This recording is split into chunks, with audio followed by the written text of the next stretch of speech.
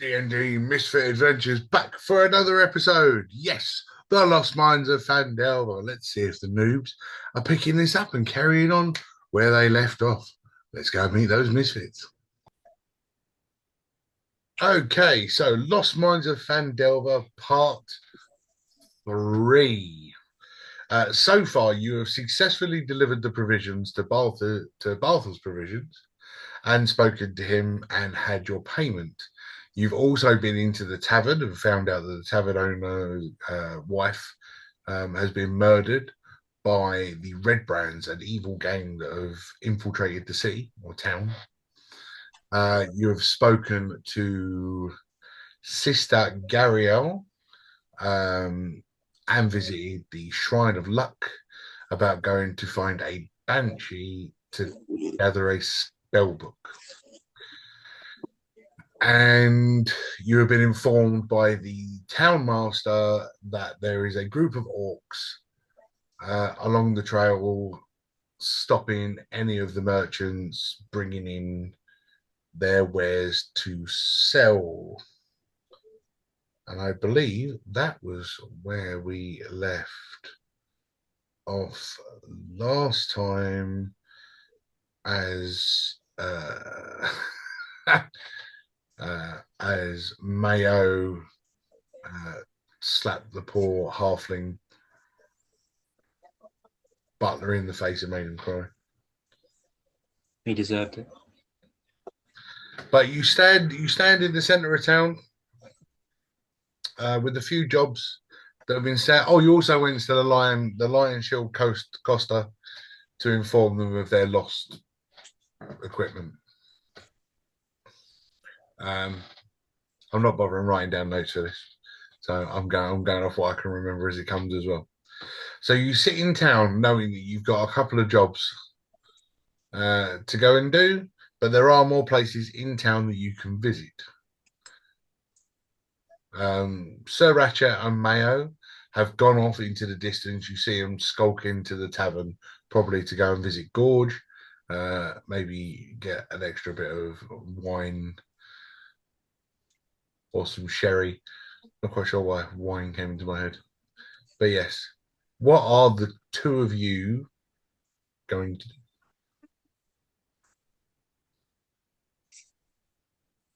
Good question.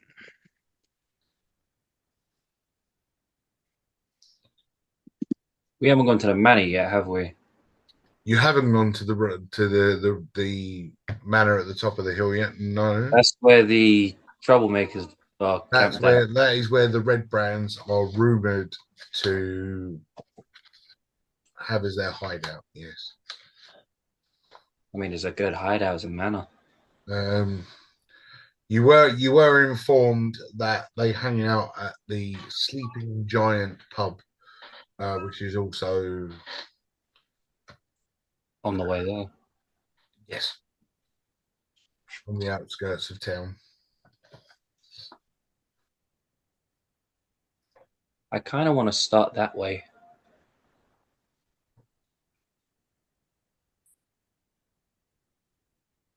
Okay.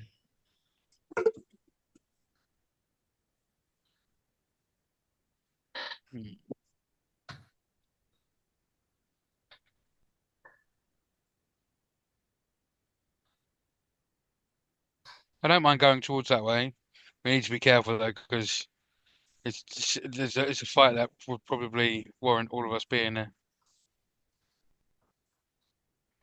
Hmm.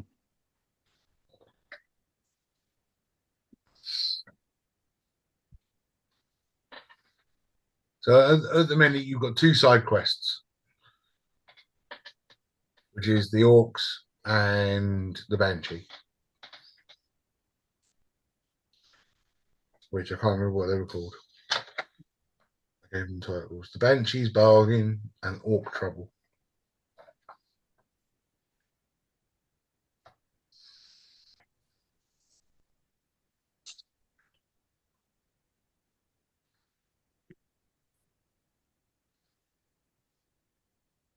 It's really annoying. I've written backwards in the book, so it doesn't get mixed up with the other one.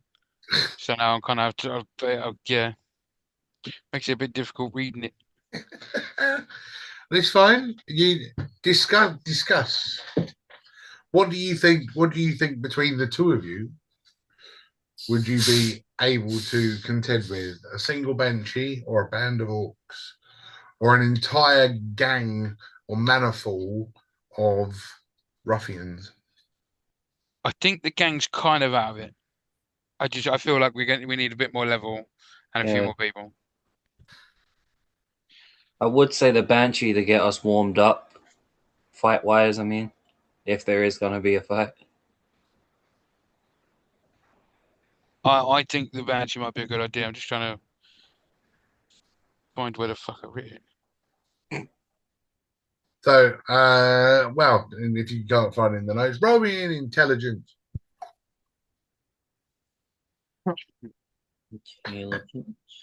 My intelligence is awful.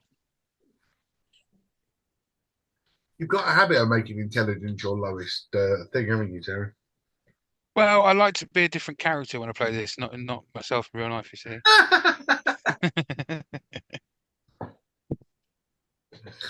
I laughed a bit harder at that, sorry.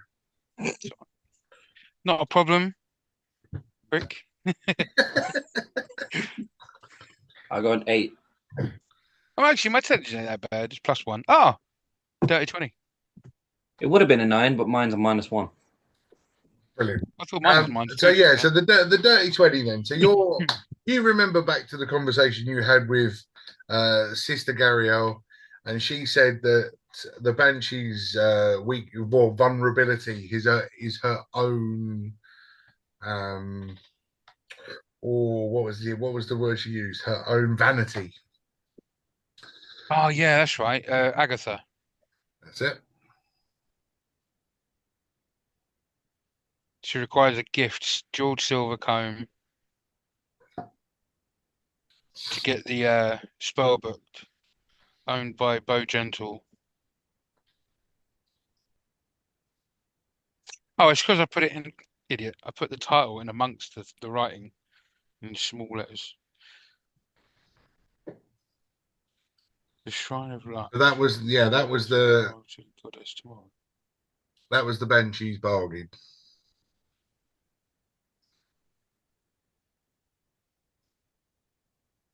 Did we speak about where we would find the Banshee? She did give you the directions. Boom for the Harpers appears, the Harpers defeated.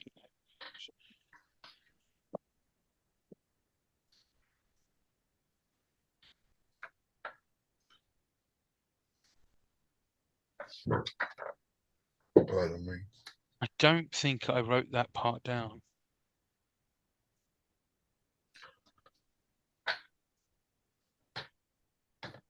Young cleric elf. Would you like to join Harpers?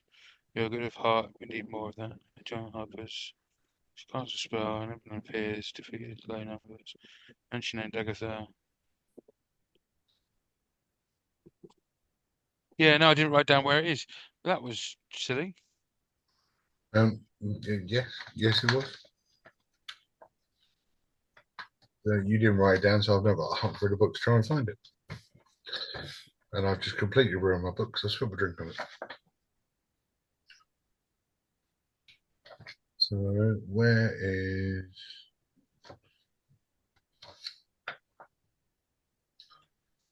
this? Page 28.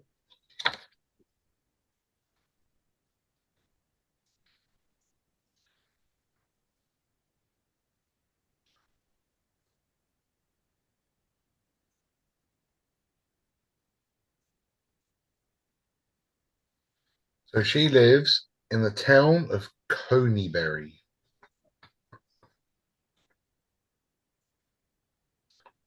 which will be on your big map, I expect.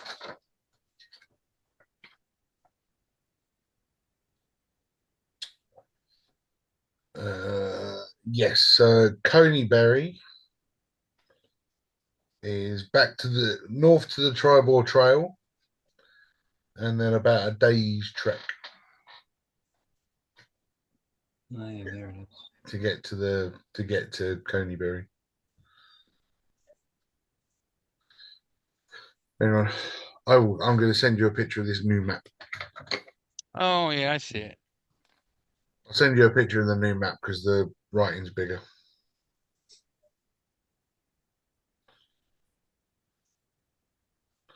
I'm not going to send you a picture of the whole of the new map because it gives away stuff. Oh, I was going to say I'll grab the map from the box, but I won't if it gives away stuff. Yeah, no, it does.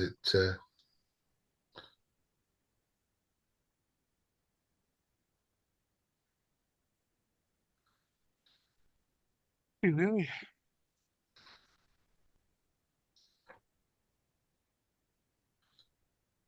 Should have really turned my flash off, but hey ho.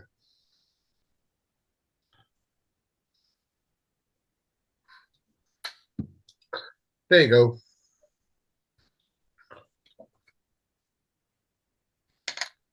That's a Oh lot yeah, clearer. much bigger. Oh, there's an extra Agatha's Lair. Yeah, which is why I didn't send you the whole map because it marks off everything on it. Ah, fair. Lovely. Right, shall we start heading off then? Yes.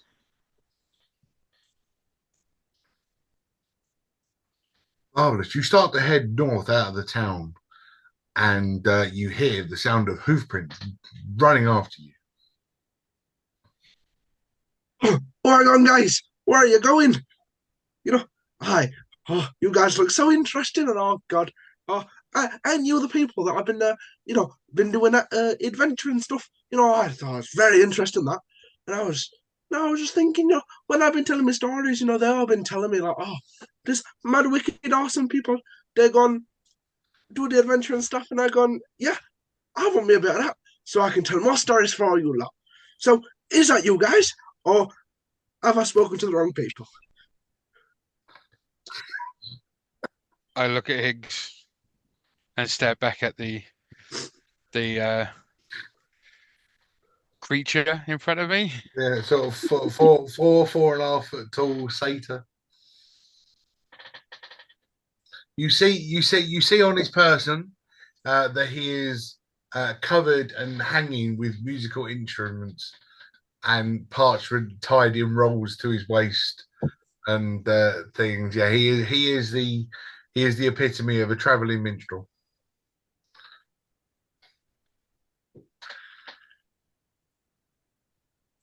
And if you didn't understand his accent, uh, he was. If you guys are adventuring, he wants to write about you so he can sing about you in his tales and songs. I was sold when he called us awesome, so. Well, what do you think, Higgs? Should we let this gentleman tag along? I mean, it's been boring without some music, so yeah. Oh, Music. that's awfully kind of you, laddies.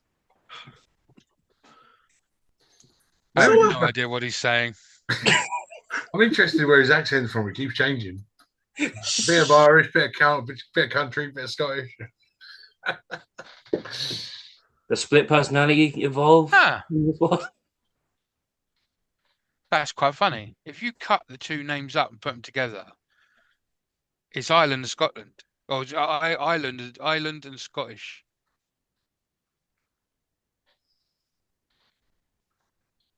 How crazy is that?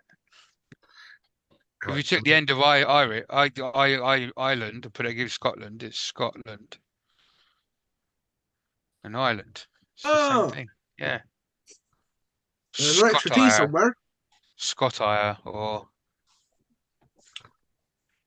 I Scott, I Scott. That's a bit weird, isn't it?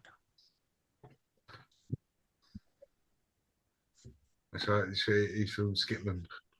Scotland. From Scotland.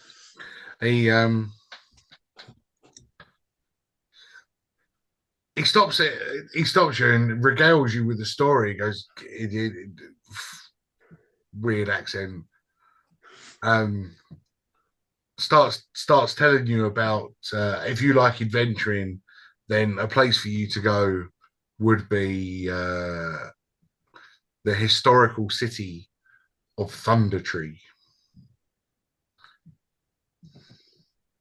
Banditry. Rumor has it that there is a green dragon still dwelling there.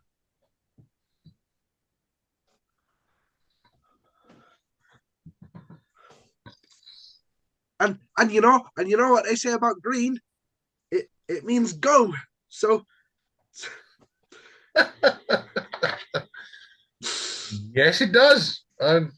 Yep. Well, we're about to head to Coneybury to find the Banshee. oh, that sounds like an awfully interesting story for me to tell.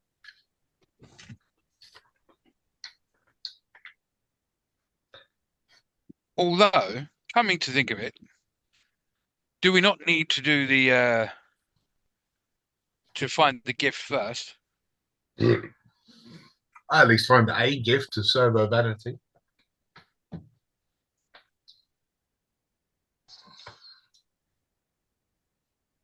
Young man, what's your name? Oh, me. Oh, well, my name's Arfo. Arthur. That's a strong name. Do you know where we might find some beautiful things or trinkets or a mirror of sorts to present to the Banshee? So Arfo, who knows this town better than you two, as he's been here a bit, he knows that there are a small collection of shops here that would have anything of value like that. The smithy may be able to make you something. There is also a woodworker if you wanted to get something nicely carved out of wood. The Lion Shield Costa is a nice and has nice but expensive items for sale. And I think that's about your lot. That's about your lot. Yep. Or the farm, if you think she'll like some nice apples. Hmm.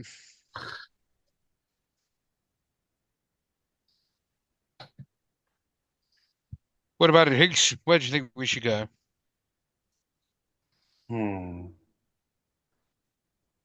You say a mirror is one of them. Well, potentially. She is, by all accounts, quite a vain person, so a mirror would allow her to look at herself. What about the woodworker that can make a nice frame for her for a mirror? Yes. Where should we get the mirror from?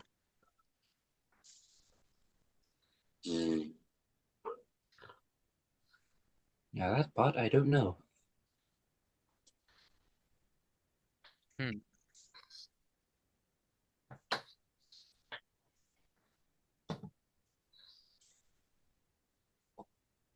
Should we go check the Gold Line's place and see what they have? Yeah. Let's do that.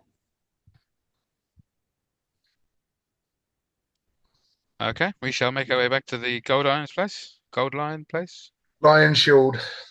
Lion Shield, that's the one. Lion Shield Costa. Okay. I can't remember what her name was. Oh, I can tell you. I don't actually think you asked it. Oh, no. Because No, I think when we left, I think you mentioned it and you said, but I'm not going to let you go back and ask. yeah, I told you off for not asking. Okay, go on. Cool, we just pop back in. As you walk back in, the young elven woman stands up, looks over and goes, you again, and you brought a goat. How lovely. Just to let you know, I have sent my boys off with their wagon to collect our goods. So if it's there and all accounted for, you will receive the rest of your reward, gentlemen. Very much appreciated. But now you have stepped across my threshold once more. So what can I do this time?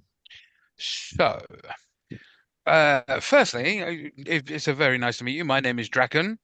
This man here is Higgs, and the goat is Arthur. Oh, pleasure to meet you, I suppose. The name is Linane.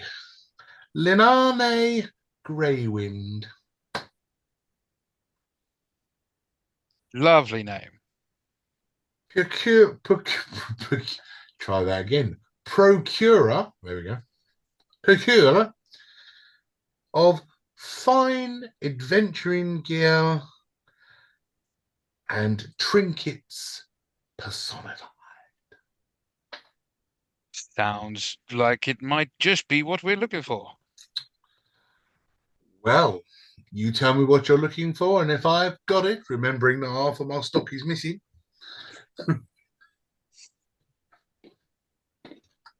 So, not to get too specific, but we need something that is, let's say, special enough to make a banshee give us a magical book.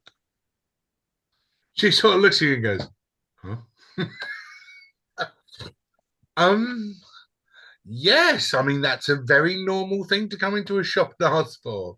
Something to give to a banshee, of course. How about a muzzle? A muzzle? Yes, to stop them from those uh wretched screams. I think that's a good idea. However, I don't think that they would like that very much. Failing everything else, I don't suppose just by sheer luck you have a silver comb with some lovely jewels. Silver comb. No silver comb. Wait here. And she disappears through the little crystal beads between the shop and the back room. And you sort of hear a couple of fumbles and a zip and a smack. And she walks out and she goes, don't have a silver comb, but I do have this. And she puts down a little silver hand mirror. Ooh.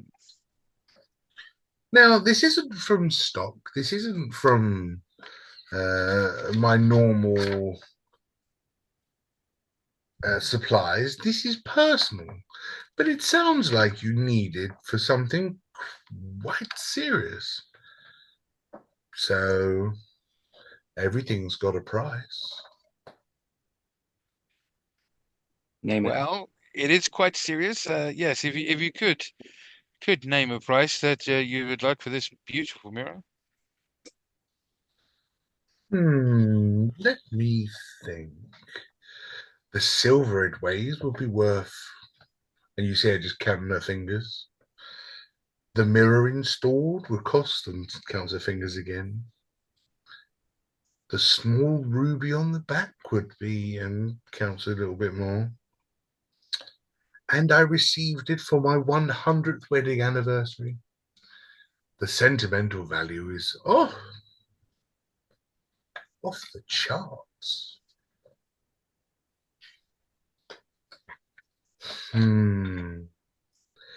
I think a fair price would have to be 8 gold pieces.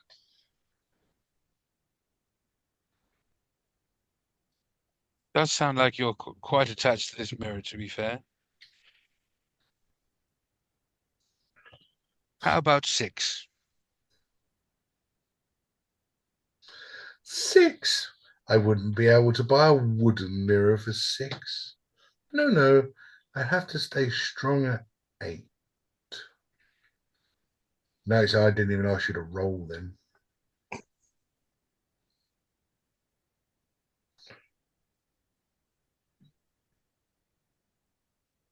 How about 7? And dinner with Higgs. What's me? And I slap Higgs on the back. Well, I'm a human. Oh, She, dear. she looks at you. Right, roll me a persuasion. I won't give you advantage for Higgs's handsomeness. I'm choosing a different Does the person. bard have anything to help him with? Maybe a bardic inspiration or something? Well, Sorry, I'm I teaching you mean, how to be a bard. now that you're saying it, I guess I could.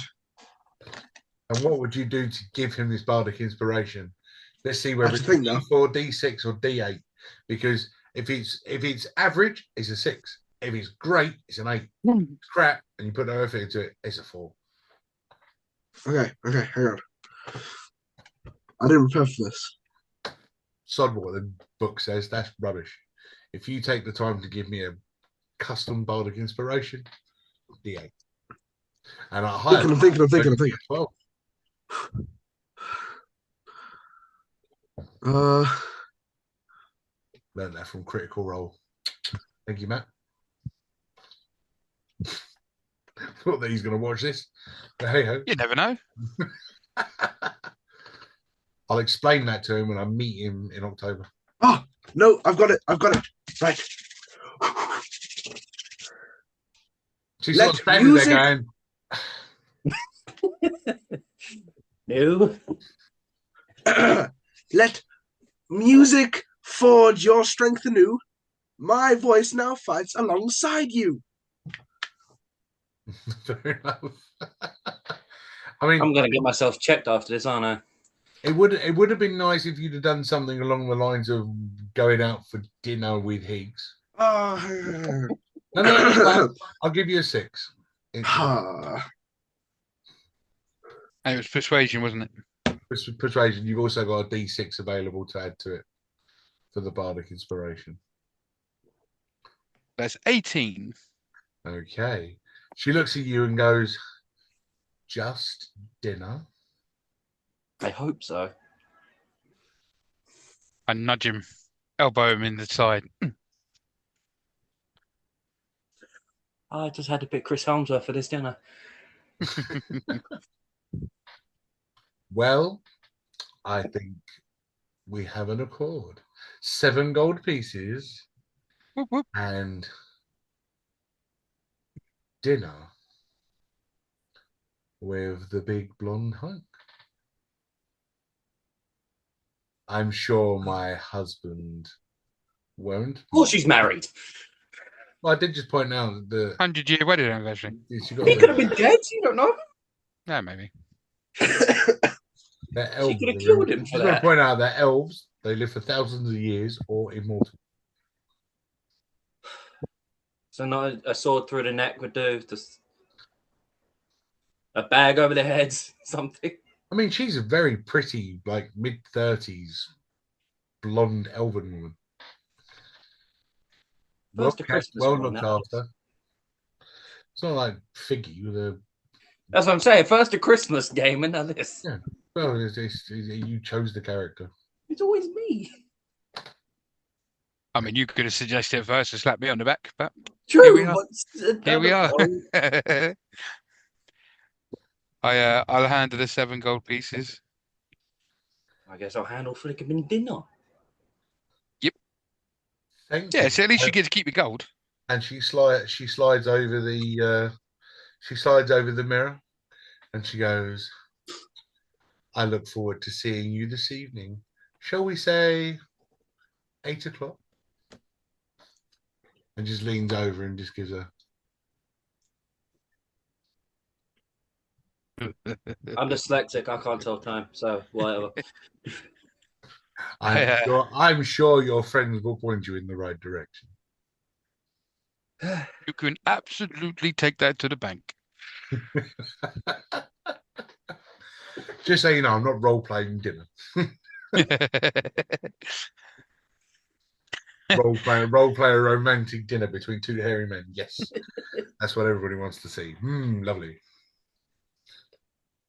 Sweet. Well, we have the mirror. Fantasy for a reason. I really need to start getting some girls in these sessions. I hit on men way too much. Well, I'm going to keep nudging Charlotte. I'll never leave her alone. Right.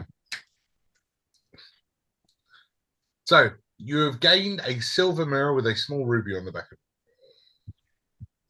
Lovely jubbly.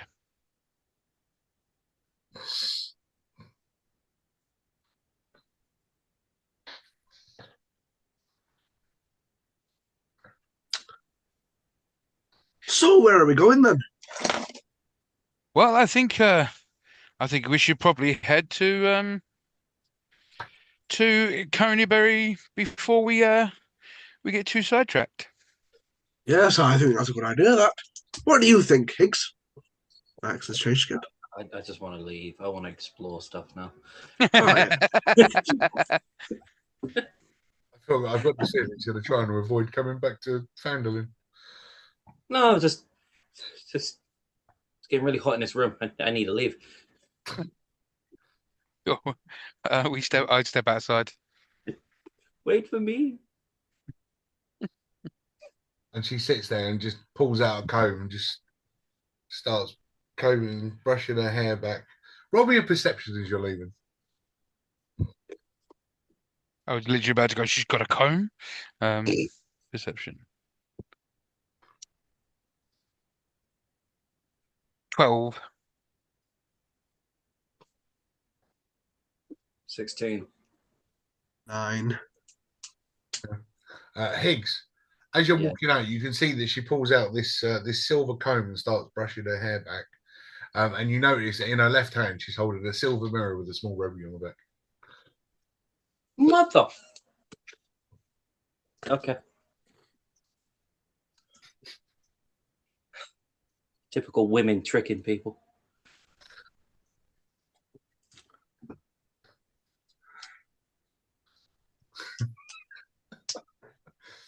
What are you going to do with that information, Higgs? I have no idea. We continue to go towards The door? Coneybury. Yes, the door, please. I need to get out.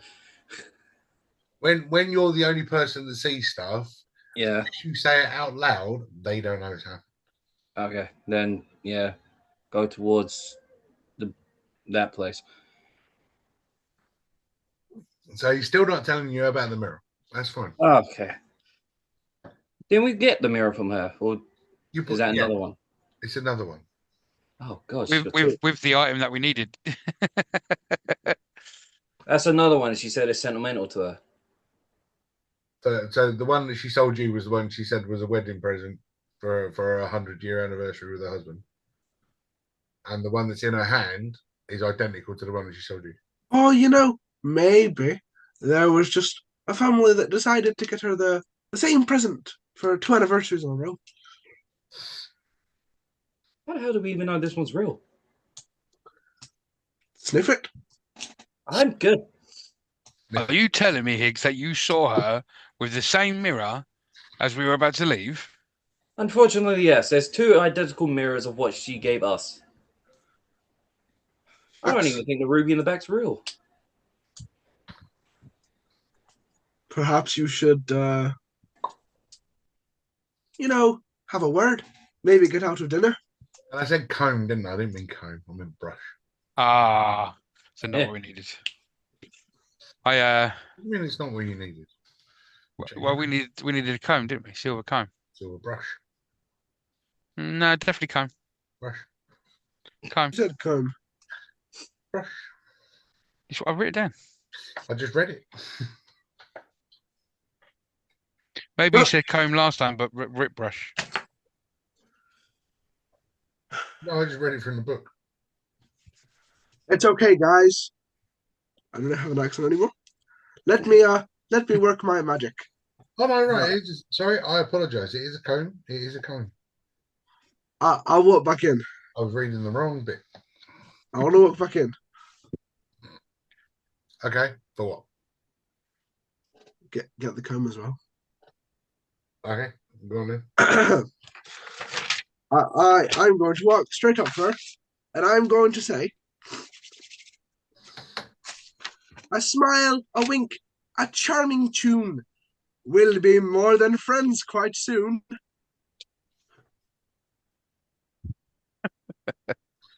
And you're attempting to charm her, right? Yeah, that's charm person. Okay. What is your DC? What? I don't know. And I need to know these things. You need to know these things. Okay, well, I know what my DC is. Do I have to tell you it, or can you roll it Well, I need first? to know what I'm freaking rolling. Oh, wisdom, I think. Thank you. I don't necessarily need the DC, but I need to know what he's in. Yeah. I forgot. Bearing in mind that this is a 35. I'm just going to go back to what I was saying and whether you guys pick holes in the story. A 35-year-old elf that's been married for 100 years. Oh, I thought you were just saying it like a comparison. She looks like a 35-year-old. No. This says she's 35. Oh, fucking lying bitch. So my beautiful elven lady, with your charm, has rolled a 17. A 17 or a 7? 17.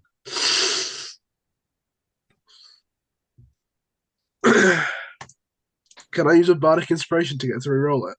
You can't use bardic inspiration on yourself. Can I use a bardic de-inspiration and make her reroll it? No. Damn it. Alright then. Bardic inspiration is only a buff, not a debuff. Yeah.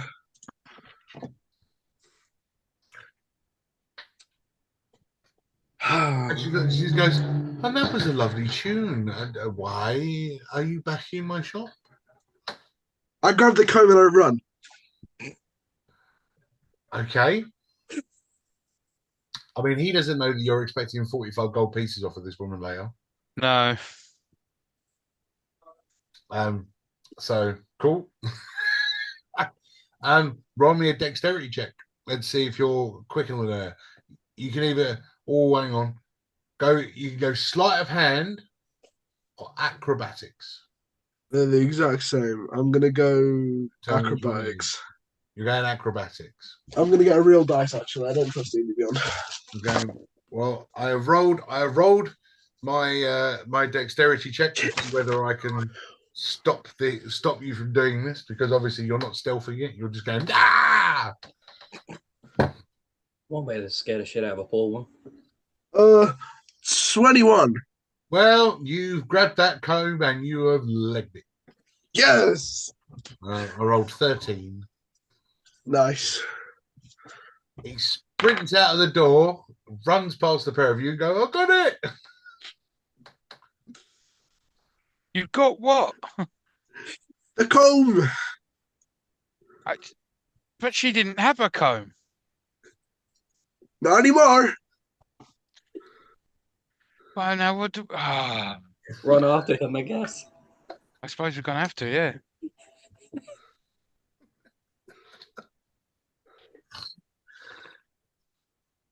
Well, Higgs, it's going to be more than dinner. Yeah, she's in her 30s. I'm fine. I mean, my guy looks like about 50 something, so roughly. Grizzled old I know, barbarian. Grizzled old human barbarian as well. Hell yeah. What I quite like is that the thing matches the figure almost. So it's really close. He's got the fur on the shoulders. He's even got the metal bands on the shoulder. Look, underneath the fur. His torso has a similar thing. Yeah, it's like I can't notch the edge. That's scary. That's scarily close. But yes, Sorry, right, so your satyr has grabbed this silver comb and has belted out of the shop. As you guys sprint to catch up with him, the woman she walks to the door, opens it, looks out, just sees you walking away, shuts it, and just goes back in. Like we shout at us or anything. She's an elf. She's got more decorum than that. Yeah. Well, that's something we're going to have to deal with when we get back. Yeah. But you go past the Stonehill Tavern. past the smithy, past Bartham's provisions. Your wagon still parked up out the side, with the goats still just hovering around chewing the grass. As you exit back to the tribal trail,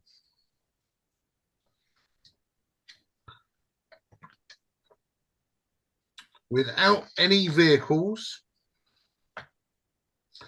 you are going to need to camp at some point on this journey.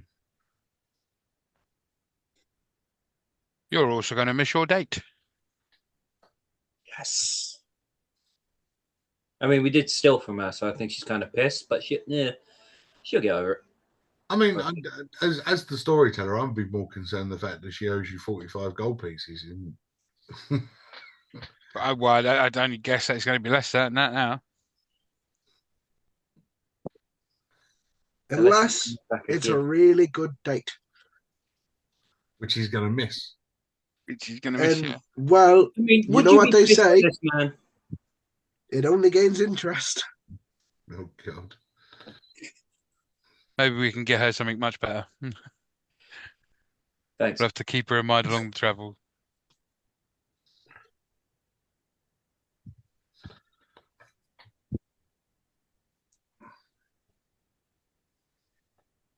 Oh dear. Excuse me. So, yes, you exit Phandelver and head north towards the tribal trail again, following the thickets,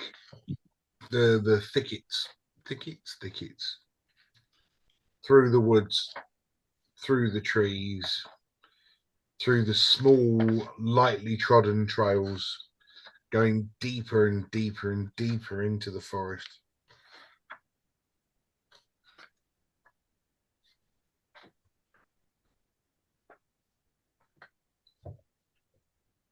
Dusk starts to upon you. I am going to go with, you didn't load up with any rations before you left.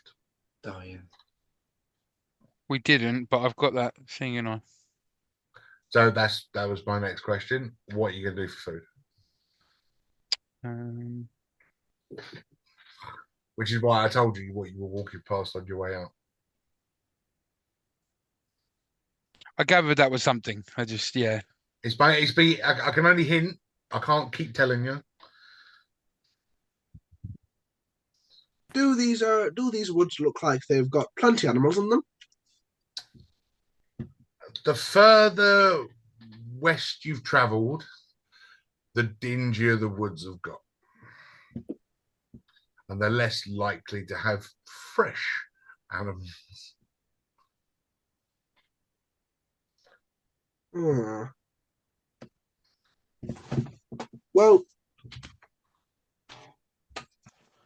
I don't know.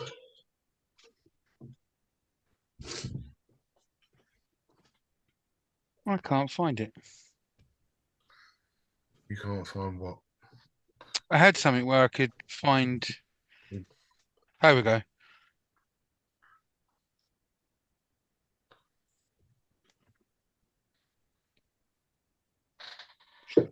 You have an excellent memory for maps and geography.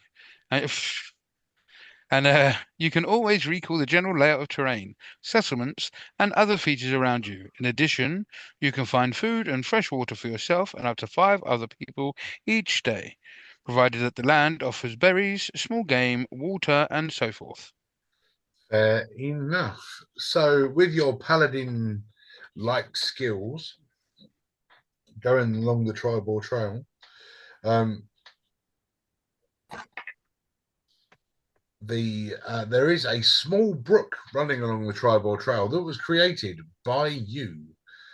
Funnily enough, if you remember back to when or when the dam fell while you were in the goblins' hideout. Indeed. So there is now a small brook that runs alongside the tribal trail. You also manage to pick various fruits, berries, and things Roll me survival. Let's see. Let's see if you find any protein. Shit. 19. Not you. Damn it. Hmm. Well, 19. The one who's using his special skill to feed and drink you. 15. Okay. You start digging around in some of the thorns where you've been picking the blackberries, and things like this, and you find a couple of what looked like they were squirrels that have been caught up in the thorns and torn themselves apart trying to get out. You go over them. You decide that they're edible, but being of a dragonborn, you're less picky than other people when it comes to what you consume. Fair enough. Digging, guys. I find Yum. these quite a delicacy. Barbarian is very, very capable of building a fire, so he gathers the wood while you're out getting the berries and the squirrels.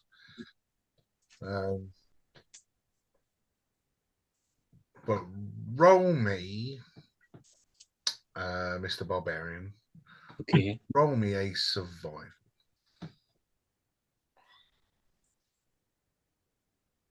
13. Okay. On your hunt for in the trees and the woods and the thickets, Hmm. you stumble as you pick up some sticks. You stumble across something as you kick it, buried under some old rotten leaves under a tree. And as you put your wood down and roll it over, it's a dead body. Lovely. You want to examine the dead body? Yes. Would that be investigation? Yeah.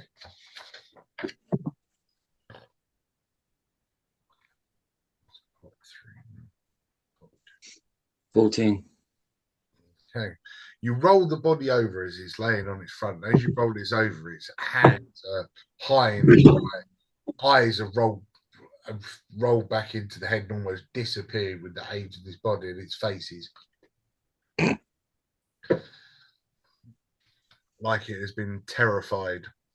Like it was scared to death. Possibly. You do find a couple of pieces of paper in his pocket, and 5 copper pieces. Nice.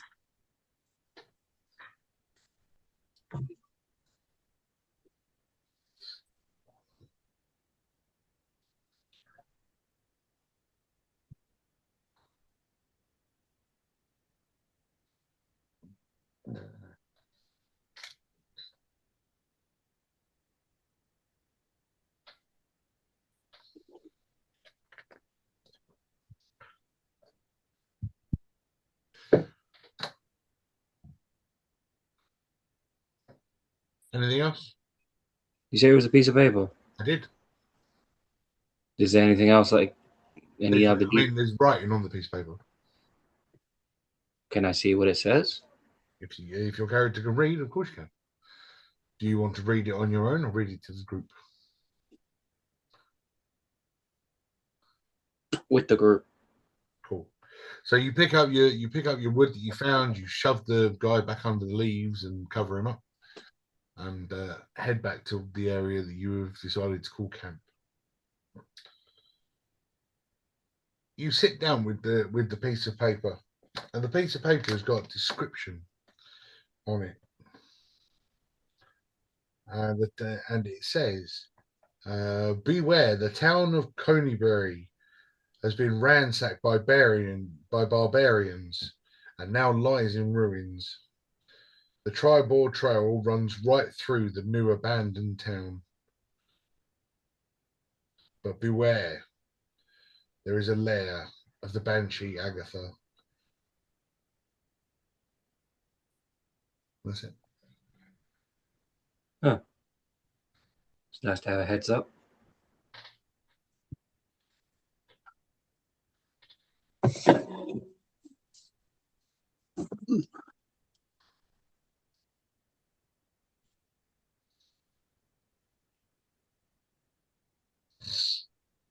So the town's been abandoned. Yes, Sounds like it. it was ransacked by barbarians, and now lies in ruins. So if there is any survivors there, wouldn't it be a good idea for me to show my face with it? Or was it other barbarians? I don't know. What you've read is what you've read. Ah, shit. Okay. Just thinking, because in case there is survivors there and they try to get answers, we try to get answers, me showing my face wouldn't be a good idea. I mean, one of the barbarians, were you? No, but if one of them makes me look like a barbarian, I I think we'll mean, be look at okay. the guy. What is the satyr doing while the other two are trying to make a camp? Uh,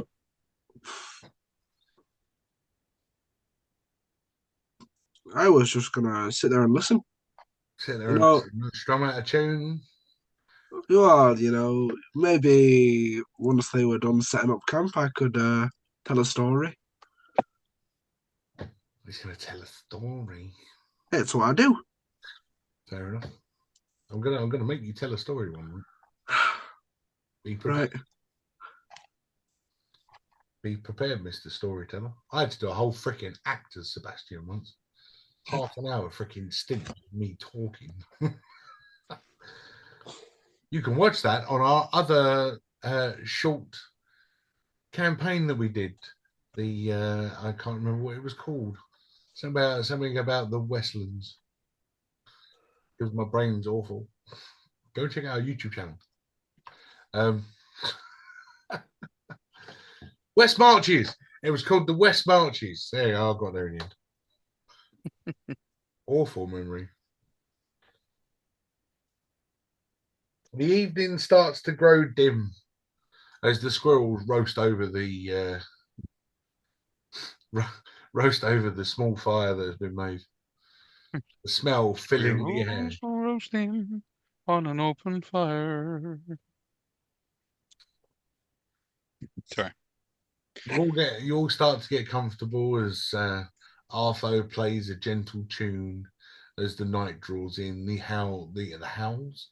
howls of wolves fill the night sky as the to-it-to-wooing of owls just gently rocks you off to sleep.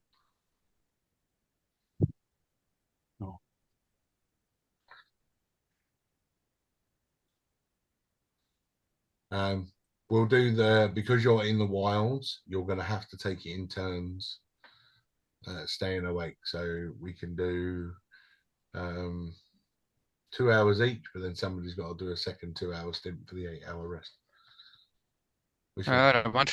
Which means that one person is not going to get a full rest. I'll go with that. Are you sure? Yeah. Okay. So Draken Longclaw, Longclaw takes a double night. He starts it and finishes it and takes a 4 hour nap in the middle.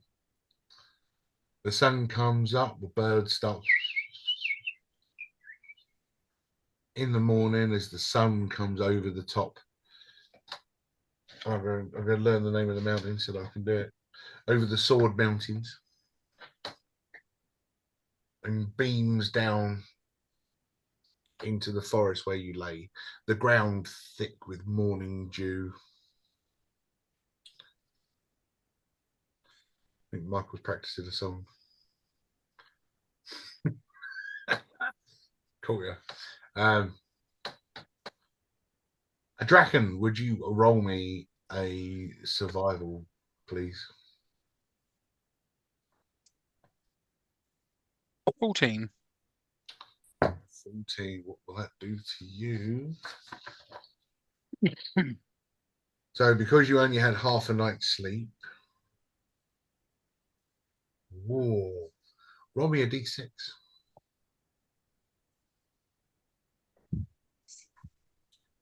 3. 3. Your constitution for the next long rest is 0.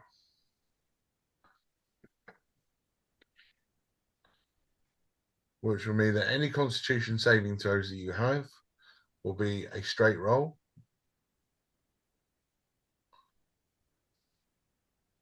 Cool. And I'm gonna upset you now. I don't want to. You do. No, I really don't. It will reduce your armor class by 2 Why?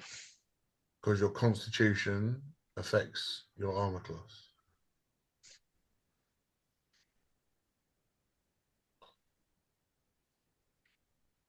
We still got it really bad. You barely ever miss me anyway. Oh no, that's in the other one. Not necessarily this one. Haven't missed me yet. Yes, I have. I had an arrow ting off of your armor. Stupid, crappy goblin. And I actually remember that Did you? fact. Yes, I did. So, yeah. I will believe you. I even described it. The arrow tinged off of your armor.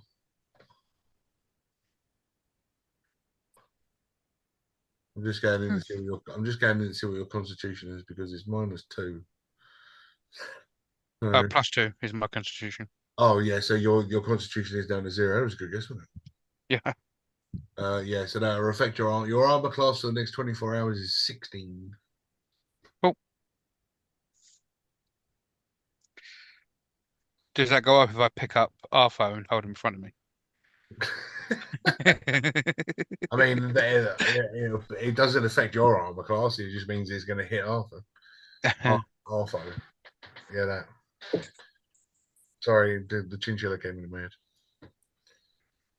You gather your belongings, eat the leftover berries, and finish drinking the water that you had left, and start on your way again.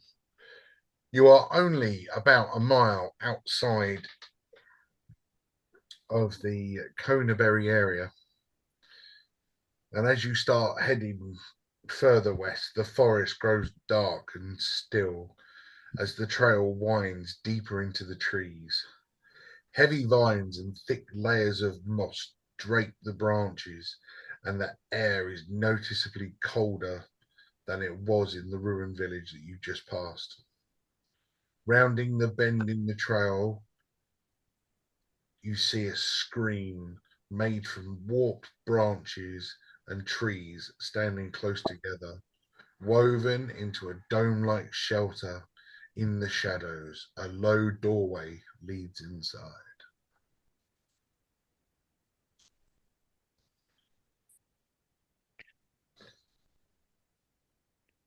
Well, I think we're here.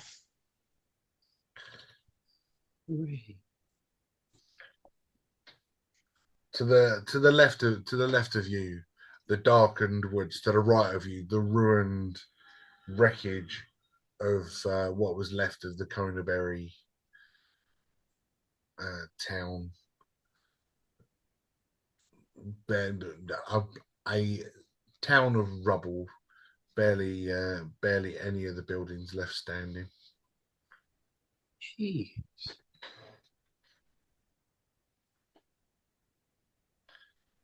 Depending on which way you want to go.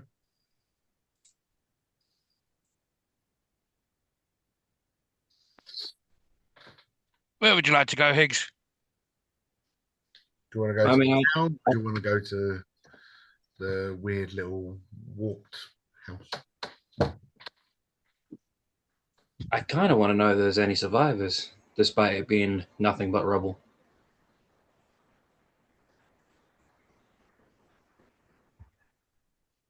Oh.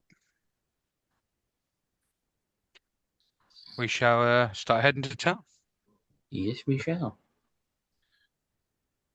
You enter into the town and you walk to what you believe may have been the town square. An old stone fountain lay dry with weeds growing out of it. The fountain centre fallen over, statue had cracked and worn over many years of just laying there in the dust and dry of this town. All of the wreckage around you of just ruined buildings. The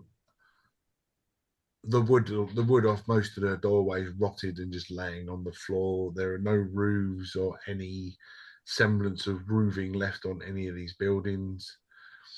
A couple of outhouses are the only things that still stand. But the buildings have been pretty much completely gutted and emptied of anything of any worth. A few broken bits of china, but no people, no survivors. No sign of life at all. Shit. Actually, I'll tell you what. Let's roll a dice. Okay.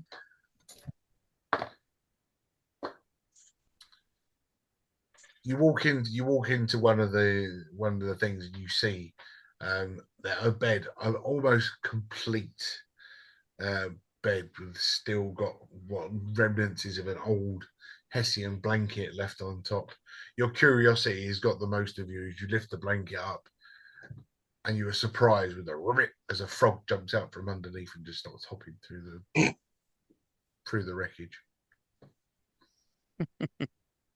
I rolled for a wild encounter, and it gave me a frog. Okay. Did it make Higgs jump? Yes. Did I at least try to do one of those when you get scared, you want to punch something? Oh, you took a swing at it. Cool. The frog just landed and went. Brr. That damn leapfrog's just everywhere now. You see Higgs sort of coming out of the wreckage, holding his chest as the frog just hops through the middle of the. I have a mini heart attack over a frog. I mean, you weren't expecting it. Still.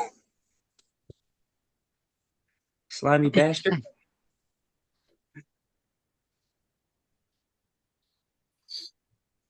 There. Town's empty. Is there no bodies anywhere? It's just destroyed buildings. Yep. So how do we know that they're not anyone alive still? If there's no corpses.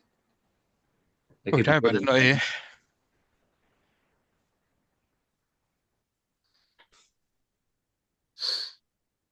I don't know why part of me wants to follow the frog.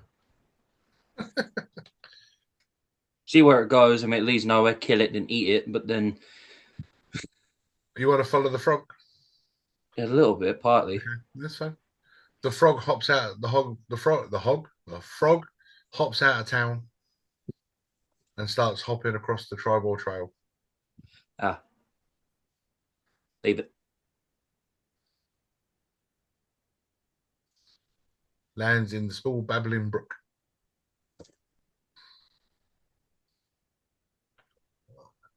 So I won that argument then between a frog.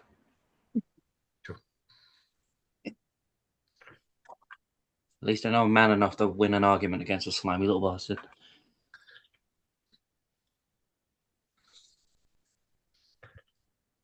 A cold breeze whistles through the town and sends a chill up your spine.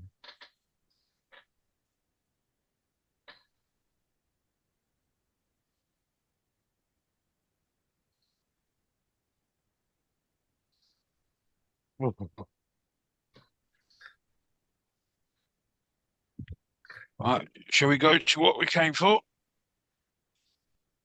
Yeah, now that I've got my nerves scared out of me.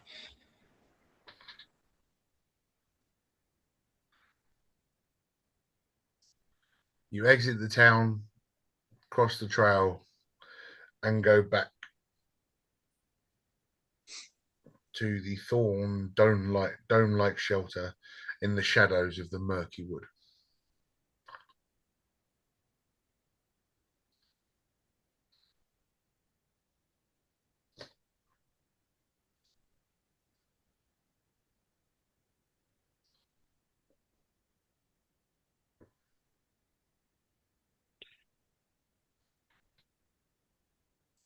Where to now, Higgs?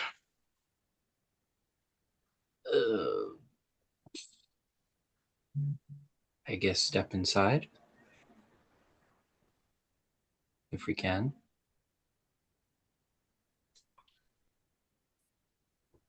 The door is low, only about 4 foot high. But if you want to go in, you can. Well, I mean, it wouldn't be polite not to knock. Okay. We can knock on the door. You knock on what looks like the remnants of a door, Oh God. as the wood of this building is as rotted as the rest of the forest, dark, cold, and dank. But you knock on the door nonetheless. As you knock on the door, a cold chill runs down your back again. Someone just walked over my grave.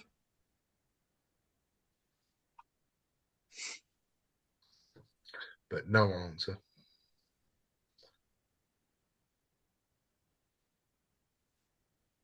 Is there any windows we can peek through? It is a thorn dome. Oh yeah. It is not a house, it is a shelter of sorts. Or thorns.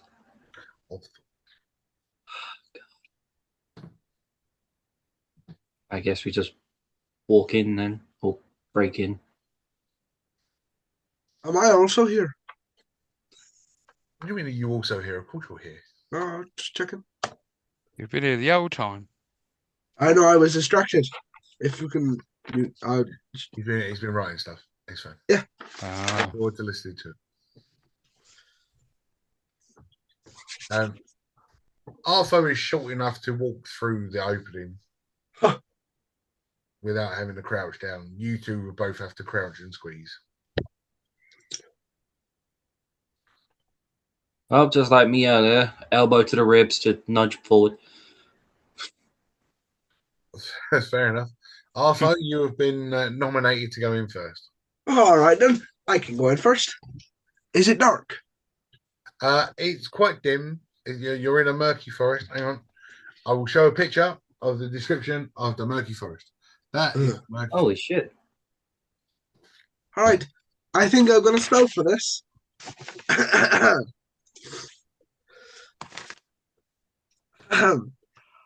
By song and string, by tune so bright, I call forth my dancing lights. Five small orbs of light spring out of Artho's. What's your weapon of choice? A lyre, but it's like a guitar. Okay, that's your weapon, is it? You haven't got any swords or sticks or stuff. Nope. Oh wow. Okay, cool. I have a frying pan. You have a frying pan. Okay, cool. He summons forth these magic lights as they just appear from his magic frying pan. And they start dancing in front of him as they enter in the hole, and he follows them.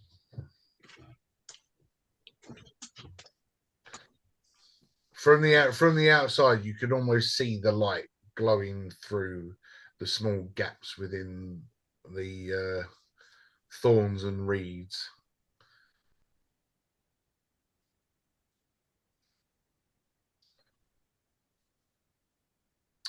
Arthur, as you get inside,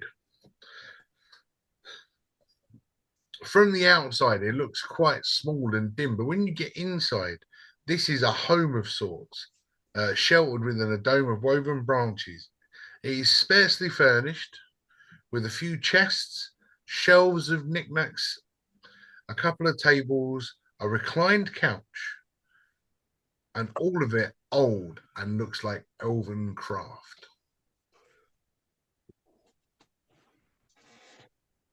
Hmm. You notice on one of the chests there is a shield with a golden lion's head. Oh, that's pretty cool. Can I go and investigate the chest? If you wish to. Yeah. I'll do that while they come in. I'll have a gander. As you open the chest, there is it is full of old parchments, a few books. There is an egg timer in there, and from what you can gather, maybe some old leather satchel of some kind, but the leather's worn and disintegrated over time. The parchment's not even readable. The books are worn and rotten. But that's what was in this case. All right, then. I'll close it and see if they try and open it when they come in. What are the other two doing? Are you going in there now? Yep, following. Yep. Cool. As the two of you stand up inside, it feels much more spacious on the inside than it looked from the outside. But you look around this meager homestead. All roll me a perception.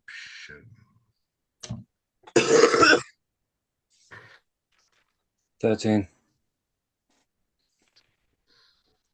It's 7. 5, but it was in that one. Are we doing? Okay, so I'm not doing critical fails yet. Higgs, Hello. as you stand there looking across this, the air grows cold around you. A powerful feeling of dread grips you, much worse than the frog just gave you. A cold, pale light flickers in the corner of the room. And as the light rapidly starts taking the form of a female elf, her hair and her robes waving in a spectral wind. She looks like she may have been absolutely beautiful once, but soon that turns into a hateful expression that twists her features. Foolish mortals, she snarls as you now stand face to face with a banshee. Lovely.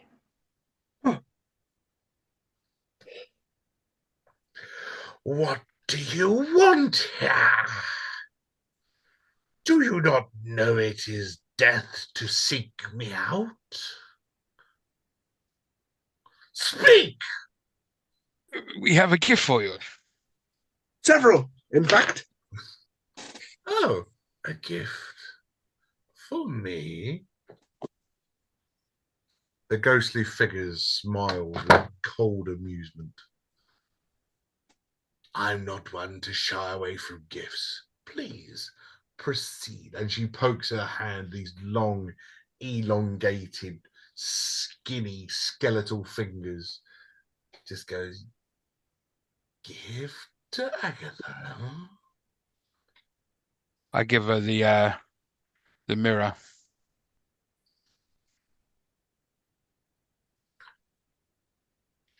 Puts her hand out, grasps it, takes it away, looks at herself, and you can see that she starts holding her face and looking as if she's the most beautiful thing in the world.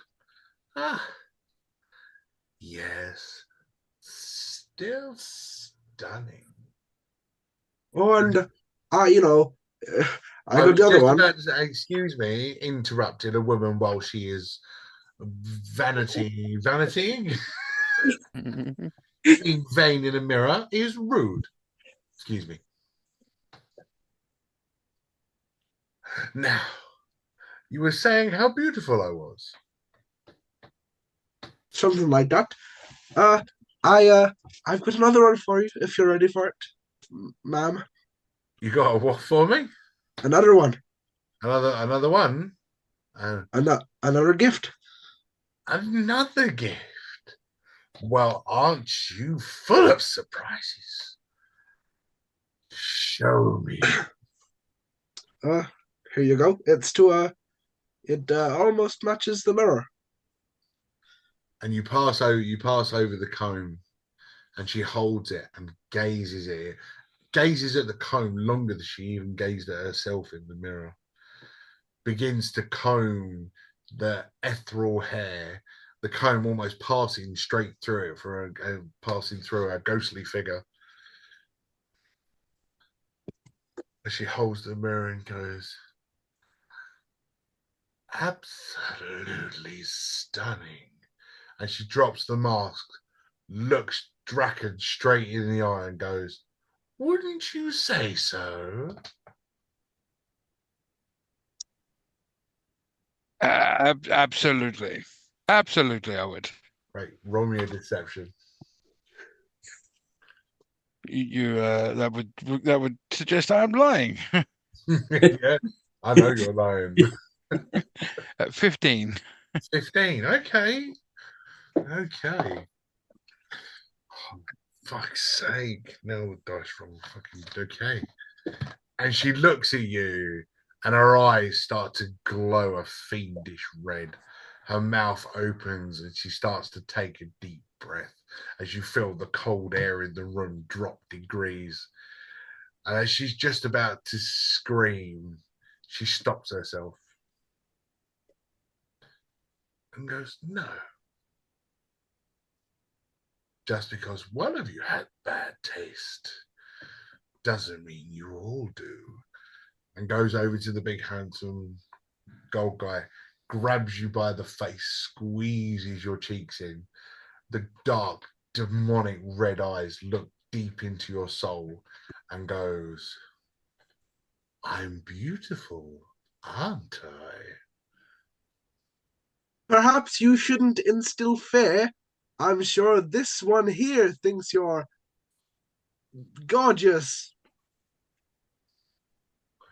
I think that's for a bardic inspiration Yeah. on whatever you're saying. Yep.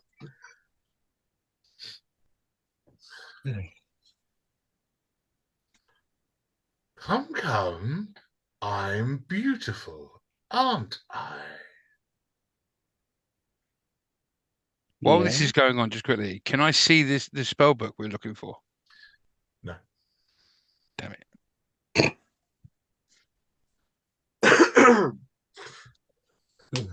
What are you waiting for, Dad? She's asked you a question.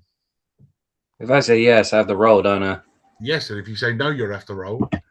And Okay. regardless of what you say, you're going to have to roll. That's deception then, ain't it? So what are you saying? How well are you Yeah. saying it? Because depending on how good your acting is, depends on how high I need to roll. You are a smoking hot model. Oh, in that case, you can roll a deception. Cool. Because let's face it, Draken was like, "Yeah, you're beautiful." Like you at least tried. It's got a body inspiration. And you've also got a D6 to add on to it as well. I need to take that off. Okay, where is it? There it is. What number is that? 19. Is that with the D6? Oh. D6. You can add the D. He's just giving you a bardic inspiration as well, so you can roll the D20 with your deception, and then add the D6 too. Well, the deception was 19. I said 19, Yeah. and then the one I just rolled is 6. Cool. So 25 on deception, and she comes in, and you feel the coldness of her ethereal form touch your skin, and she goes cheek to cheek, and she goes, "I knew I liked you." As she floated back across, floats back It's a shame across. flirtation isn't part of this. I know. Well, it is. It is. But this is look. I have a book, right? I'm just following. Okay. I'm doing it the way I would do.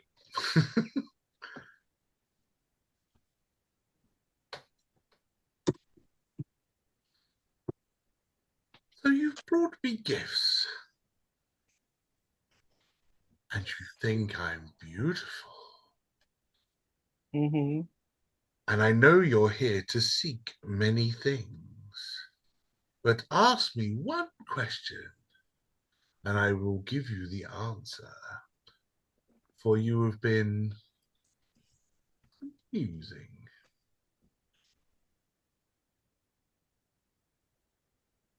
Hmm. Can we confer? By all means, one question between the three of you. Make sure it's a good one. And you just suddenly see her float away, and she just holds the mirror up again and starts running this silver comb through her ethereal hair. It's not even moving the hair as it's passing through it. But vanity prevails. Right, guys. We're here for that book.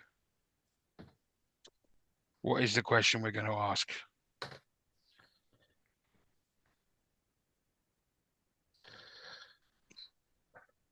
I mean, I felt like we were forcefully done mirror, mirror on the wall, who's a beautiful of them all. I don't know.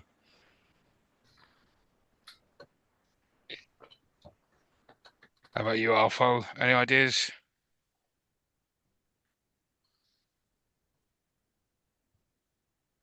I have not a Scooby Doo. He doesn't know about the spell book. So I just told him. Not we're looking fully, for but we're looking for a spell book, as we told him. Is there a way we can bargain her to get it? well, this is what we're talking about. Well, she's clearly taken a liking to you, Higgs. So perhaps if you give her a smooch, maybe Can I kiss ghosts? I mean, you can try. I've pointed out that everything's passing through her, and you can feel the coldness of her ethereal form. So no, No, but it can be like fake. give her a speech. Maybe if we just told her that we need the spell book once Would owned by Bo Gentle. wouldn't that make the rest of this pointless? Not if she gives it to us because of what we've done so far. Wouldn't you think she will? I don't know. Is anyone to answer that question? Maybe.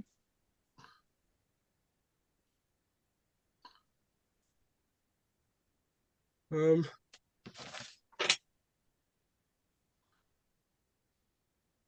I don't know.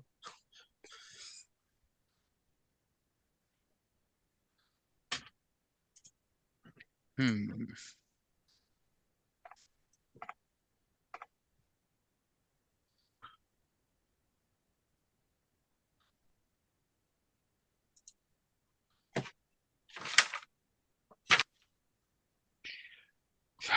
Well, Michael, just asking the question. Oh, that's right. Don't worry. Both, please. I'm asking your mum to pick me up one of each for tomorrow. Sorry, guys. The He-Man Skeletor cups for the movie are limited release for tomorrow. I'm getting my ex-wife to buy me one of each. fair. I've got to go to the charity shop in the morning. I might nip into Odeon and see if I can grab a couple as well.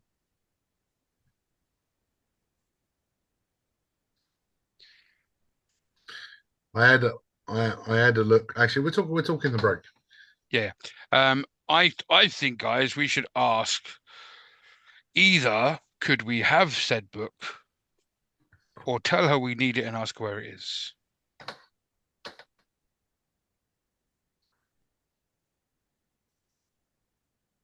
I say just tell her.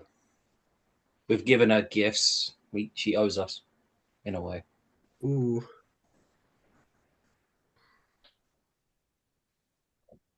She stands there and goes, "Come, come, boys.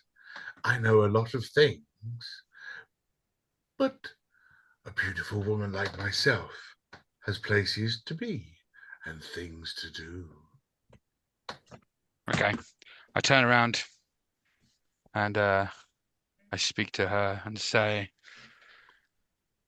unfortunately, we're not here just to see your beauty, my dear. We are on a quest to find the magic spell book that was once owned by Gentle. Would you be so kind as to let us have it? Oh, roll me a persuasion with advantage because you've given her the gifts.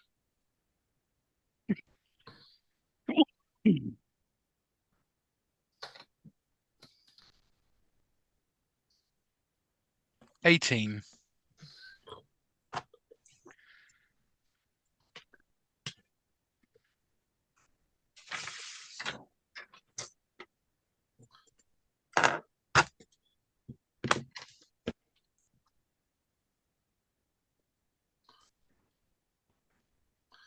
Okay. Um. Okay, she comes up to you and goes, "Bow gentle spellbook. I would love to give it to such handsome boys with such good taste. But unfortunately, I've traded it. Say what? Allow a woman to speak, and I will let you know. I can't be suspicious and suspensive if I just go, yeah, I lent it to her. You know what I mean? Chill. Let me build the suspense. The book is with a necromancer named Tarnoth. He lives in the city of Erebor. I suppose I traded with him nearly a century ago. Didn't have the need for it anymore after I fulfilled all of my beauty needs. Could I ask, what did you trade for it? No. Just the one question, dear. Now, if you don't mind, it's back to my beauty sleep as the skeletal hand just waves as she fades back into just a dim light until she disappears. Damn it.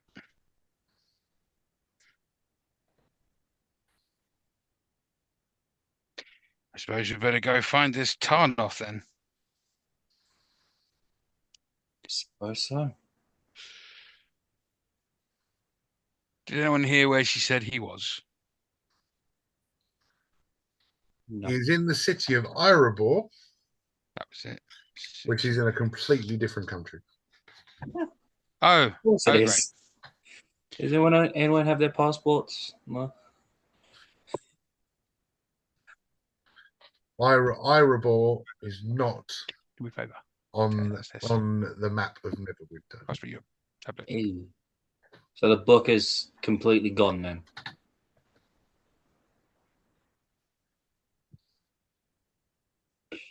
Well, suppose you better go let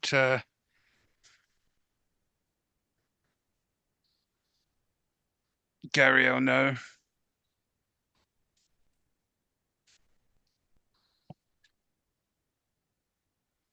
Well, you made a ghost happy. I'm And all this made way to make a creepy ass ghost. a young elven woman very unhappy, and we're about to disappoint a third. But hey, we freed a frog. There is that. Poor little leapfrog stuck in a house.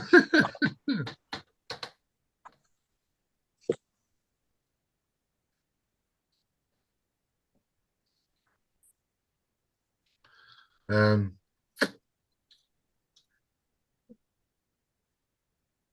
You leave and start heading back down the Tribal Trail. Are you going to try and go anywhere else on this map, or are you going to go straight back to Phandelver? Before we went to the destroyed village, what was to the right? Or did we already been there? If you look at the map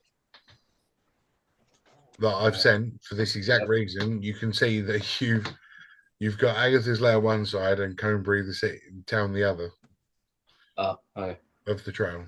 So that's what's right of it. You've been the So right, we've done, you've done the so left. we've done everything in that part of the map. Yes. Okay. Well, everything that you found out about, anyway.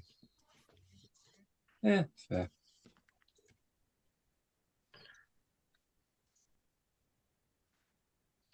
I mean, Artho told you about a place for adventure, where rumors are that there's a green dragon hanging out there.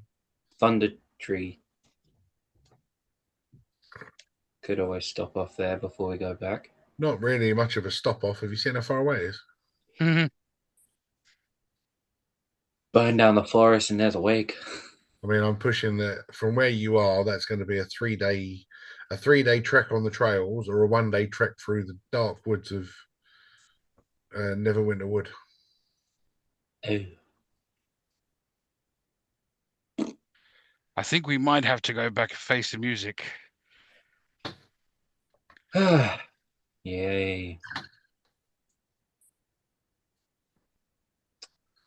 Made the dead happy and made the living pissed off. Why not?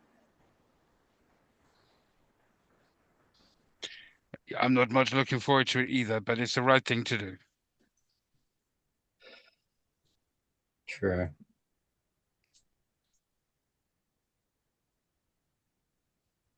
You all get back onto the tribal trail and start walking with nothing but information.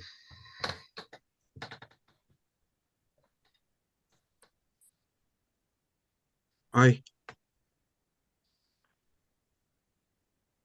You make up camp in a similar area where you camped before, because you found out that this was a fairly safe place to do so. Is Draken doing the double again? But remembering it'll be 2 nights without a full night's sleep. I'm sure one of the others could do it this time. I can take watch. Marvelous. 8-hour watch. Higgs does the first 2 hours and the last 2 hours with your 4 hours sleep. Would you roll me a d20, please? D20. Yeah. I can't remember what the save was now. Survival. Sorry. It was a B, but I landed on 20. Yes, there's in that 20. Okay. And now add your survival modifier. So,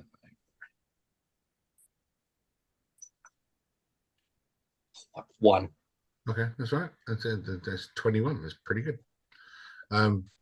Unlike Draken from the night before, you are completely unfazed by the lack of sleep.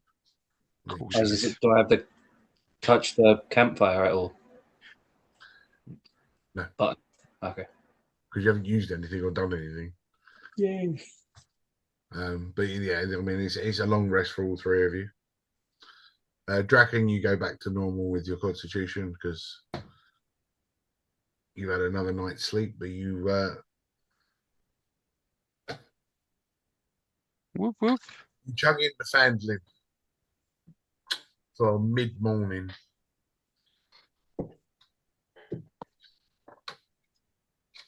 You've been gone for nearly 2 days.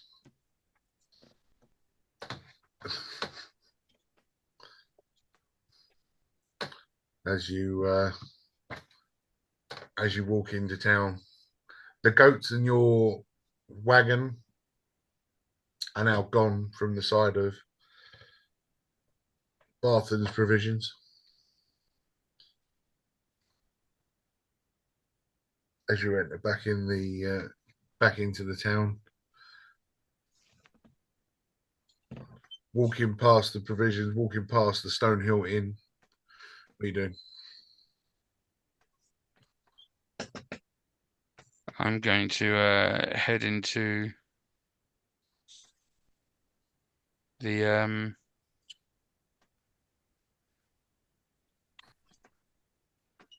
what's it called?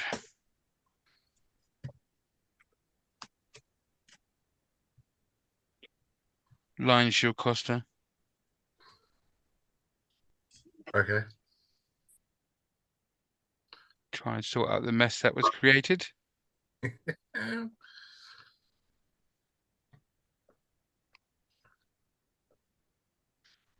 Okay.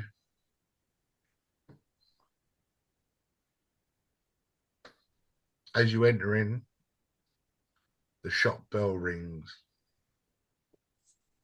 A figure walks from behind the gemmed the beaded curtain and steps out and is a tall, slender, elven man with short blonde hair.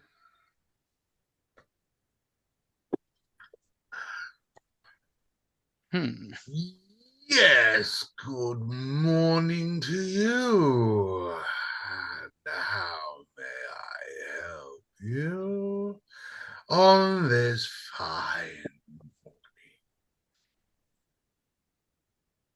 I was hoping to speak to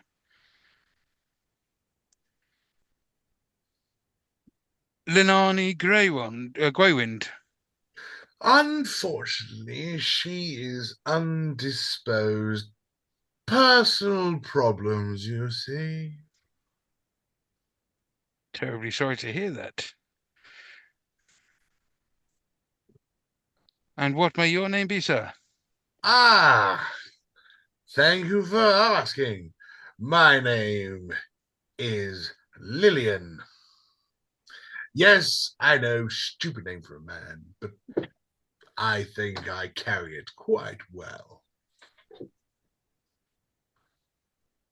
I am Lillian Greywind. Would you be the husband or father? God, no!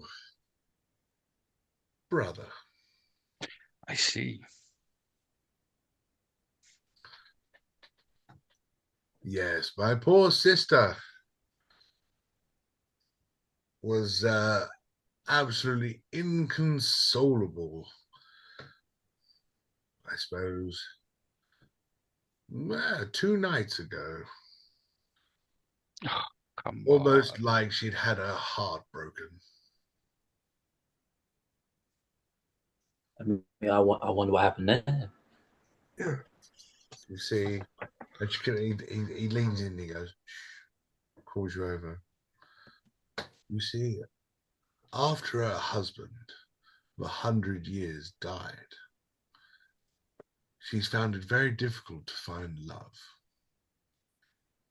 And apparently there was this tall, hunky man that she took quite a fancy to. And he no-show. I mean, what kind of a man does that nowadays? Yeah, sounds like a dick. Well, you're not in the shop. Only Terry said he was going in, so you guys are not in there. Oh, good. This is just Draken. He then goes, and then some thieving little goat nicked her comb. I mean, who fucking does that?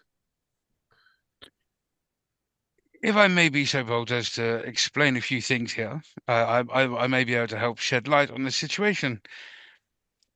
Your sister, married for 100 years, sold us a mirror. Yes, fine range of mirrors we do. Yeah, beautiful. Well, she sold it to us on the pretense that it was essentially a one of a kind gift she got on her wedding anniversary. And then And the as soon as you say that, he looks at you and he goes, he picks up one of the one and he goes, "Did she not sell you one of these?" And the mirror he holds in his hand, albeit looks silver, it's not, it's still. uh, And the ruby on the back of it is glass. It does look like one of the ones that we.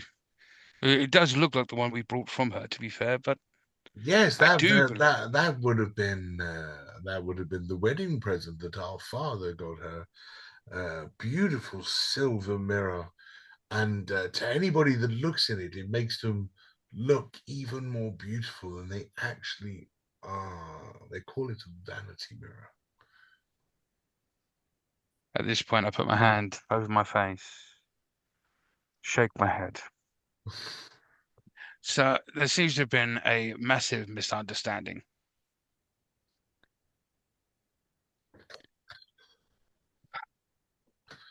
My Nice. companion Yes.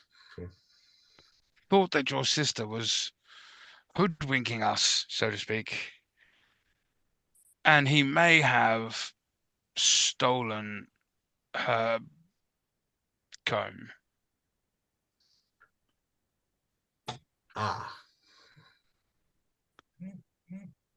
He, I see. yeah, this is why I'm here. I would like to right the wrong that has befallen your sister. I am a man of honor. But we haven't got the comb anymore. It was, uh, it was given as a present to the Banshee. I see. So, and he all of a sudden his eyes just stop and he looks at your chest and he goes, "You're a harper? I nod my So head. you've spoken to Sister Gar." I forgot her fucking name, Gariel. You've spoken to Sister Gariel. Now, hang on. I believe you've been to visit Agatha, haven't you? Yes, I have. That comb that your comrade took was the wedding present from Sister Gariel to my sister on her wedding day. Interesting.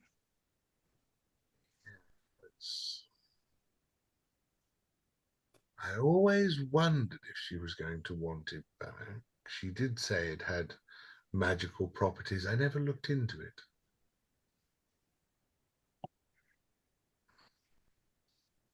Yeah, it was her that told us we needed such a comb. Your sister told us she didn't have anything of the sort. Well, not for sale, I assume. Uh, so I'm going to presume that the gentleman that no showed her date is also one of your comrades. Indeed, he is. Unfortunately, the travel to and from the Banshee was longer than expected, and that is why he couldn't make the date.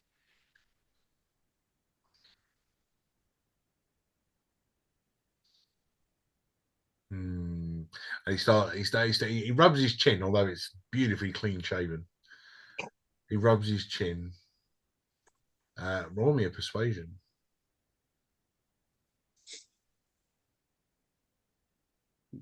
Persuasion.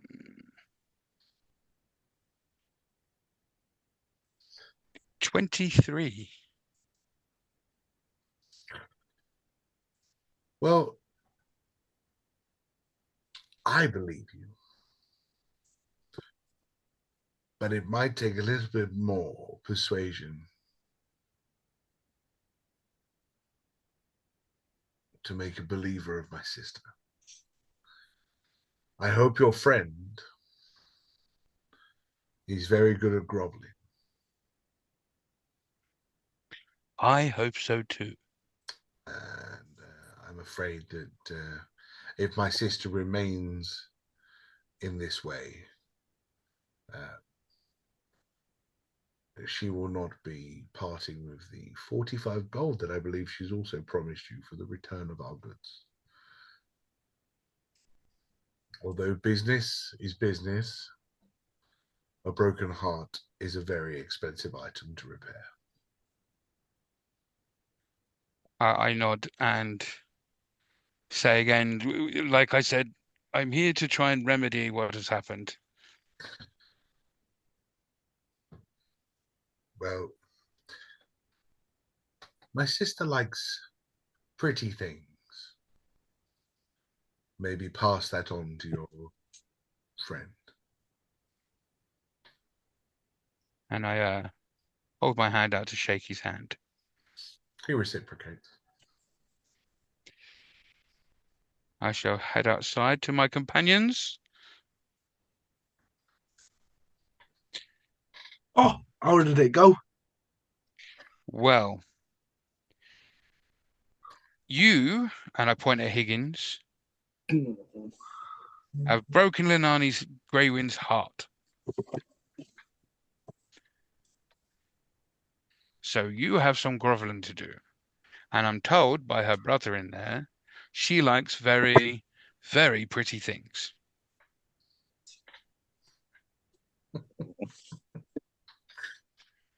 And you, and I point at Arthur, please don't steal again. Unless you run it past us first. I'm all right then. I guess I won't. I'm going to explain that the mirror she sold us was actually a silver mirror with a ruby with magical properties. The other mirrors for sale in the shop are merely replicas. Well, that's moderately misleading, isn't it? It is, but maybe in future we should act after we get all the relevant information.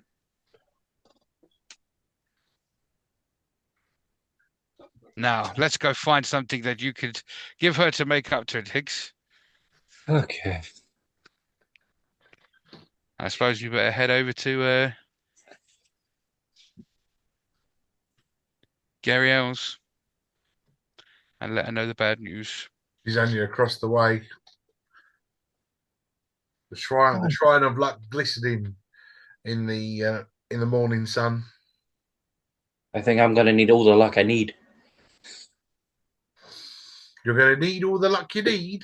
I think you're going to need all the luck you can get. That's what I meant. I know. But at this point, I need luck.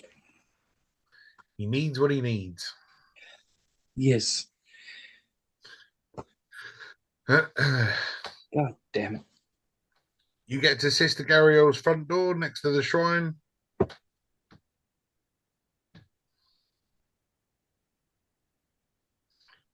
We'll knock on the door.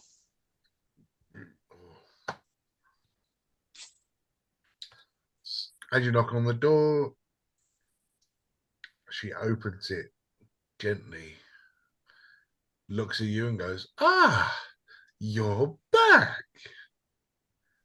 Good news, I hope." Good and bad news. The good news being we know where the book is. Excellent. The bad news is she traded it with Tarnoth nearly 100 years ago, and he's in the city of Erebor. Well, you said that there was bad news. I didn't hear any. I look surprised. How is that not bad news? We know where it is. I can send a group of harpers there, and they could be back in 3 days with the book. Huzzah! So yes, I will. I will take this information and send a group. I knew making you a harper was a good decision. I could sense that you had a good heart on you. Talking of which, Oh yes. we may, well, I say we, and I look over at Alpha. We may have caused a little trouble along the way. We got the comb that you mentioned from the person you gave it to. Oh, Lillian. Yeah, Lillian. Lillian. No, that one. Yeah, her. Yeah, her. She is quite upset, and Higgs here needs a present for her to make her feel better. It needs to be very pretty. Lynn Arme, that's it. Lynn Arme. So you need a pretty gift Yes. for a pretty woman because you stole a pretty gift from a pretty woman. Well, I wouldn't put it in that many short words. But yes, But yes, yes. yes, we do. So okay. She looks at you and goes, so would you prefer I come up with said pretty gift instead of our original agreed price for finding me the book?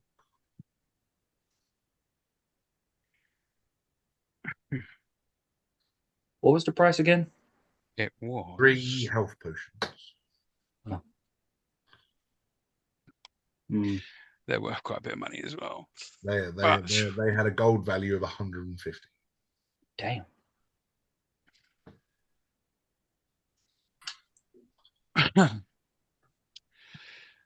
Would you like the potions, or would you rather I come up with something as beautiful as the comb I gave her 112 years ago when I was just a young elf?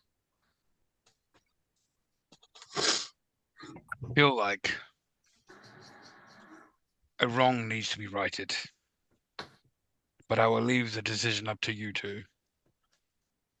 Oh, God. Well, personally, I don't want the potions. I feel like a broken heart needs to be fixed more than a health potion.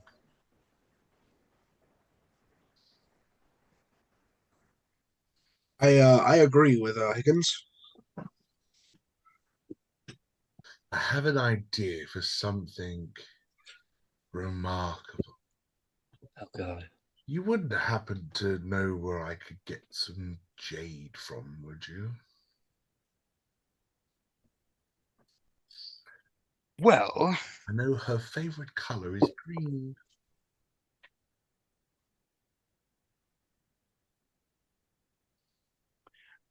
we may be able to help there. Who is it that has the jade frog with the gold orb eyes? You, right now. Fantastic. And I pull from my pocket a jade frog with golden orb eyes. That would be perfect. And she goes, that's lucky, isn't it? And I nervously giggle as I pass it to her. Yes, she's looking out for us, isn't she? And she holds it in her hand, and you suddenly hear as she puts the 2 gold eyes back in your hand. Ooh, nice. You can keep those, but this is going to be beautiful. And she just almost glides back into the door and just turns and goes, be lucky, and shuts the door. See, I knew that Shrine of Luck wasn't all BS. And I look down at the giant emblem on my chest. Yes, the shrine, of course.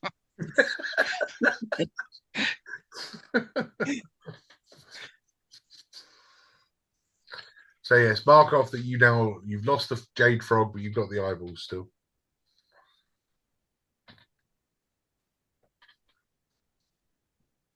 Where'd my pen go?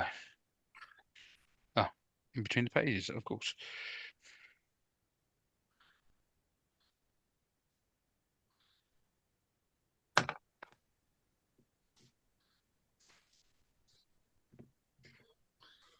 So, next on the agenda.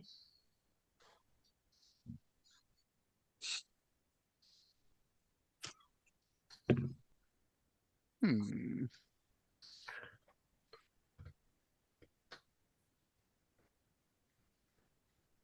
Well, we don't want to travel too far because we need to keep Higgs for a date. No.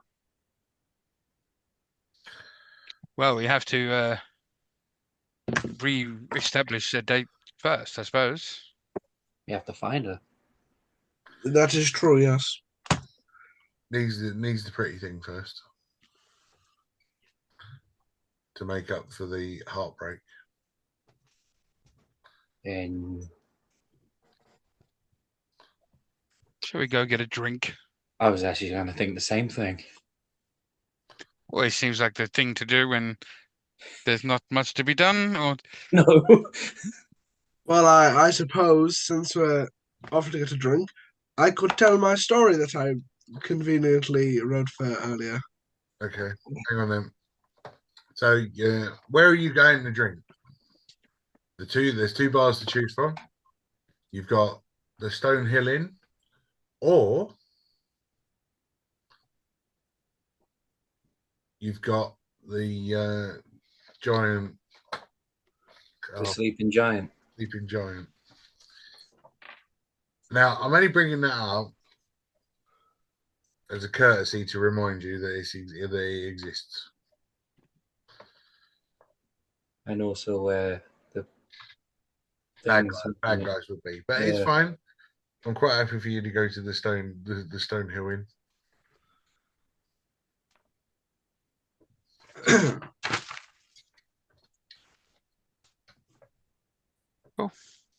shall we go to the Stone and get a drink and sit and listen to Alfo's story?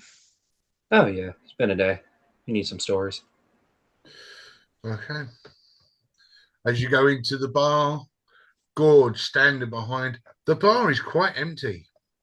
Not a lot of people present in there. Maybe a couple of the dwarves that you remember from a couple of nights before sitting there playing dice. Other than that, it's pretty spacious. As Gorge shouts out, "Gentlemen, welcome back!" And we'll come back after the break. You step inside the Stonehill Inn, and Gorge standing behind the bar greets you. The two dwarves in the corner sort of look up from their dice briefly as they turn and go, "Oh, yeah, it's them again," and they look away. "Oh, gentlemen, what can I be getting you?"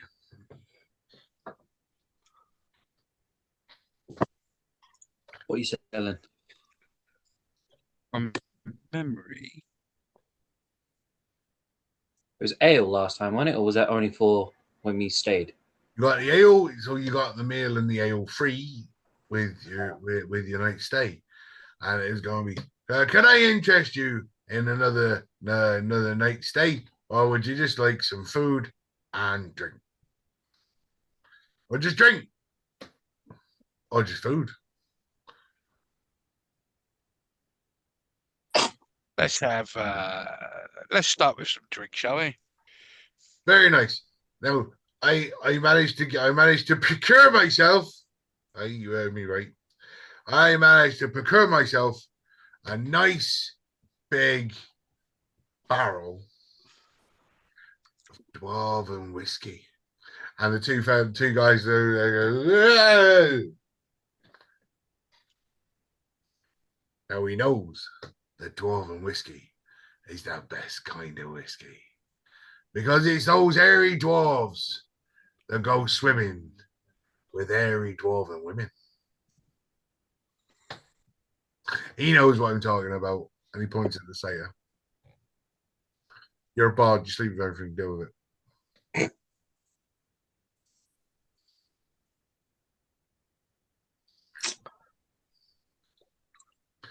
So can I interest you in a nice canter of dwarven whiskey, or would you like something a little bit more robust? Grog, ale, of this newfangled thing called beer.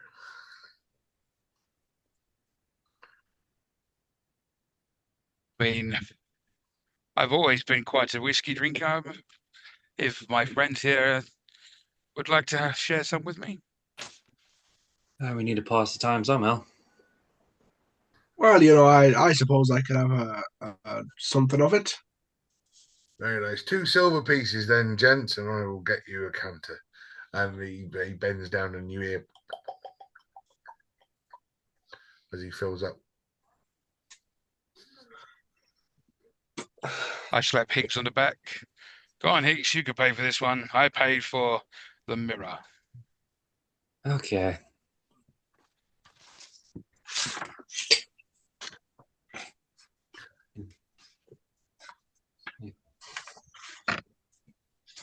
Two silver or 20 copper.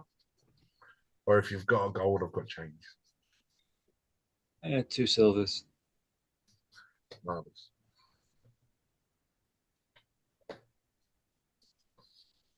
Thank you very kindly, lads. And he puts, and he says a decanter. It's actually a carafe full of whiskey, and gives you 3 glasses.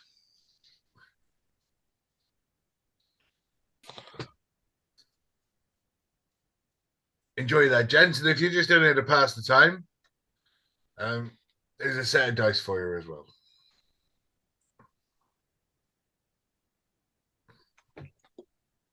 Thank you so much.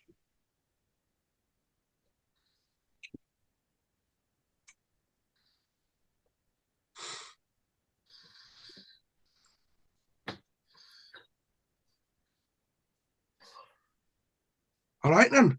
So, before I start slurring my words, perhaps I should tell the story that I've been thinking about. Please do, good sir. I'd just like to say this isn't an original. This is one that has gone down many folk tales, and people like to talk about it. It's a very popular one, you could say. Are you ready? All is. George goes, hey. In the forest of Sherwood, deep and green, lived a man who the rich called a thief and a fiend. With bow in hand and hood up high, he stole from the greedy and made wrongs right. The rich take more than they'll ever need. He disliked their gluttony, their treasure made greed. Gold from nobles and carts from crowns, he gave it all back to the folks in the town. He hid from the sheriffs and ran from the guards. He lived in those woods, and he had his life hard. But the folks in the town would always say that Robin had saved them again that day. So the green hood and arrows would always fly by, and good was always happening nearby. That's Robin, keeping justice true, doing what the law wouldn't do.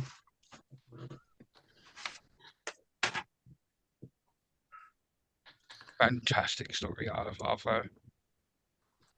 Thank you very much. Gordon sits over the bag, goes, I knew that guy. He was friends with my dad. That's wonderful, that. And then throws you an inspiration. Ah. And as he bends down, he goes, Quite a lot of time for that.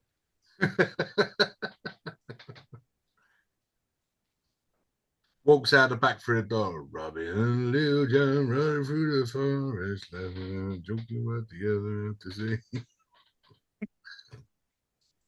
Ooh lolly, as the door shuts.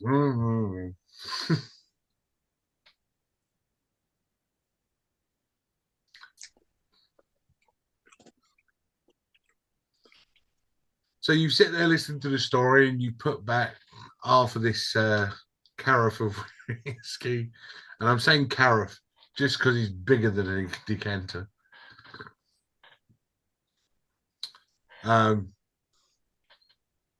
Constitution saving throws, please, lads. Dwarven whiskey strong. Robin Hood and Little John run through the forest, laughing and joking what the other have to say. Well, shit. Pardon me. 8. 7. 6. 22 with a natural 20. Draken can hold his liquor. Unfortunately, Higgs and Arthur cannot. You are both heavily tipsy, and are considered drunk, and you are going to have disadvantage on all checks and attack rolls. Yeah. Until I say otherwise.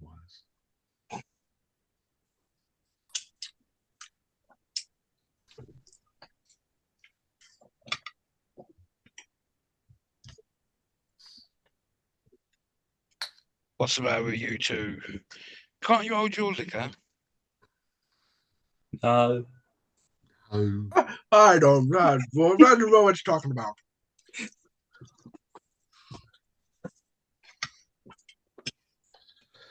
What's liquor? as you sit there, an elderly man bursts through the door of the tavern. Higgs and Draken both look up to recognize him. It's Sildar.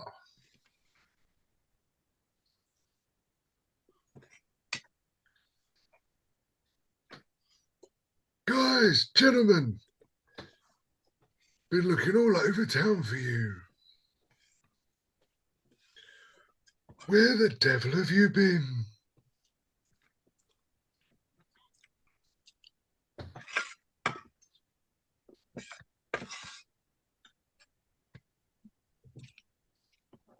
No silence came without reply. I'm too drunk to talk.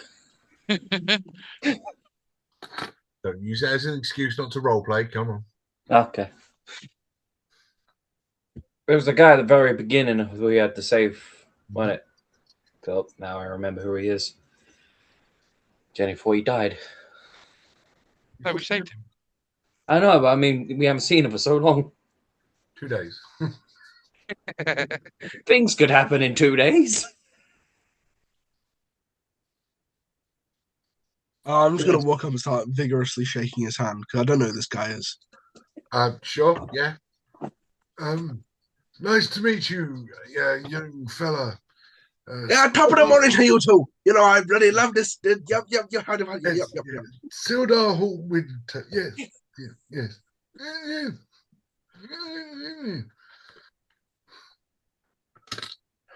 Pulls his hand away. So where have you been? We've been exploring, good sir. Exploring where? Everywhere. It's quite a story, really. I am and I point to the symbol on my chest. Oh, So so you're this a happened. harper now, are you? Known many a harper in my lifetime. Good people, die too young. And a look of worry suddenly comes over my face. Once a harper, always a harper. You'll find yourself in all manner of positions. Harpers are the good of the world, but unfortunately, there's a lot of bad.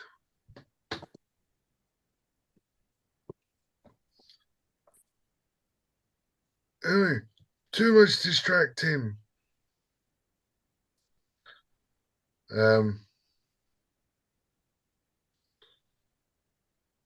He goes, I've been speaking with the Lord's Alliance about the law and order of the town of Phandelver, and unfortunately, you know about the red brands, I'm assuming. a nod.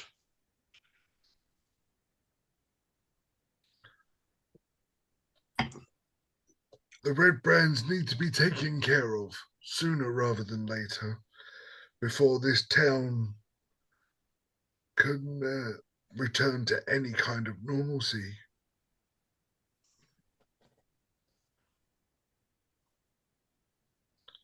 Think we could take them on as we are now? I've heard rumors that their hideout is 100-man stronghold. I look at Hicks, look at Arthur, and nod and say, so no then. And he sits down and goes, exactly. Where are the others?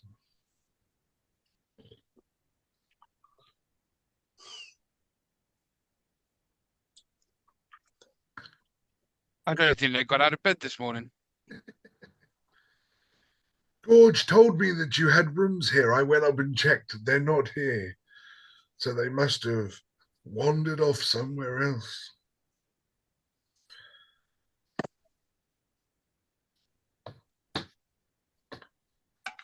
But I have news.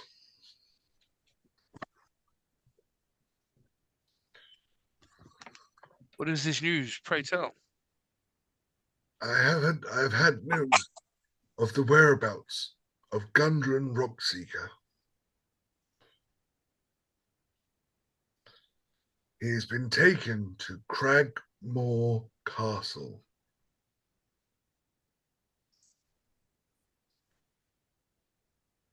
A giant goblin stronghold hidden in the Neverwinter Forest.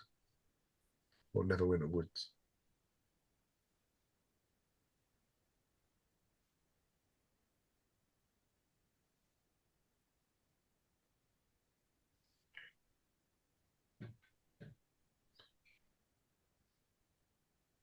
I'll save him.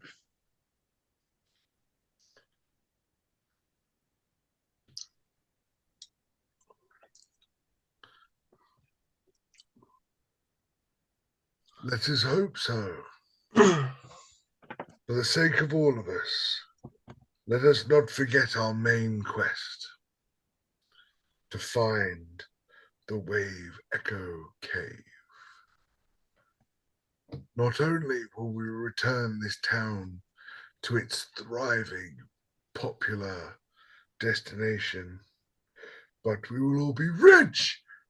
Rich! And he stands up and gets all excited. He goes, rich! And then he falls over before he sits back down on the chair.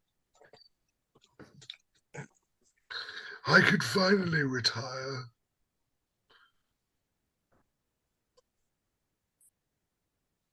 I'll drink to that as I slide him over a whiskey.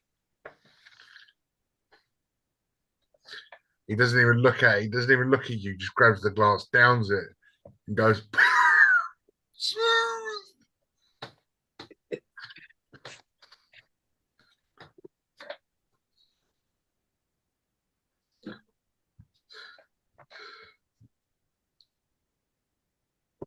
He stands up, stumbles off to the side after one whiskey, just gathers himself. If you need me, I'll be at the town hall. Harbin Wester, the town master, has led me to believe that you're off to get the orcs. Good show. 100 gold pieces set for the reward of that, gentlemen. Well on our way to owning this town. And he sort of stumbles 3 steps forward, hits the door. Whew. Gorge! There's good whiskey. As he opens the door and just stumbles out of it.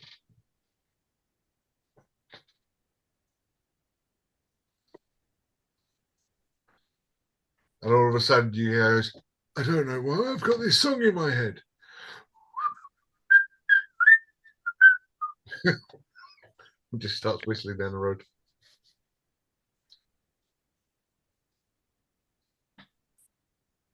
time of day is it at the moment? You're talking mid-afternoon now.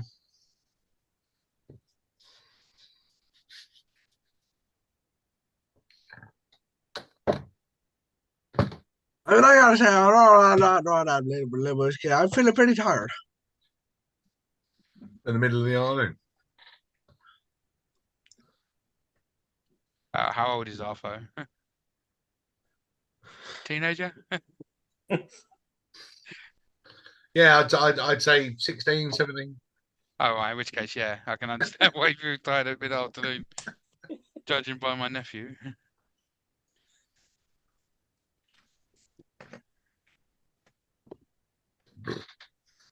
In his drunken noise,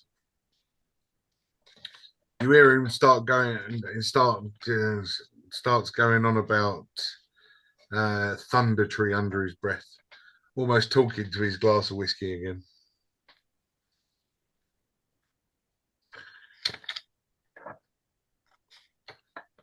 Almost like he's telling a story to himself.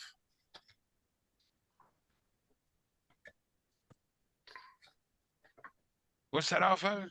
All I could hear is Thunder Tree.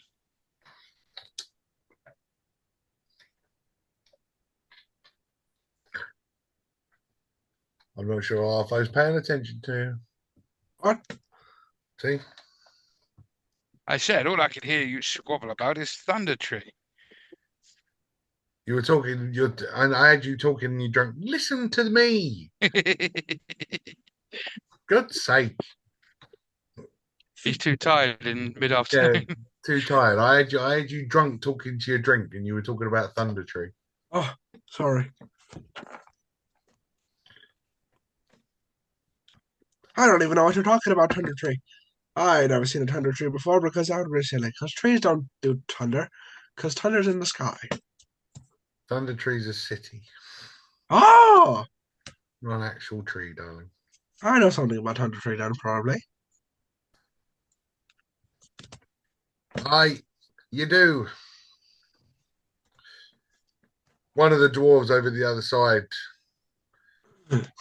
decides to interrupt this conversation. He goes, I've heard of Thunder Tree. That'd be a place to visit if you want to die. Adventure be thy name. Death be a great adventure.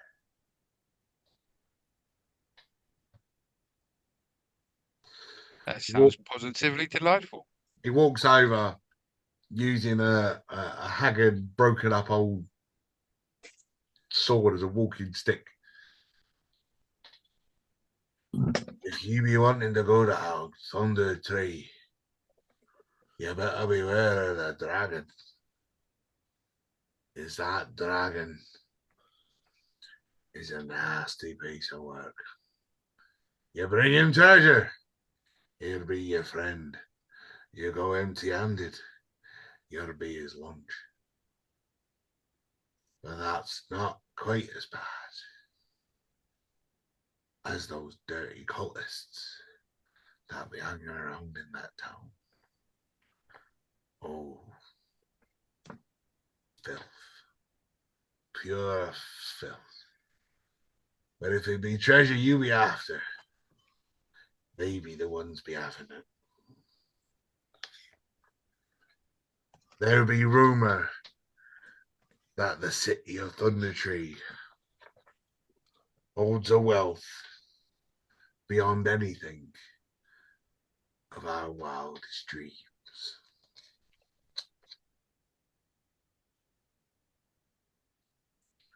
But it be dark. It be scary. It be a thing made of nightmares. And if you don't go prepared, you'll just be another story in Thunder Tree.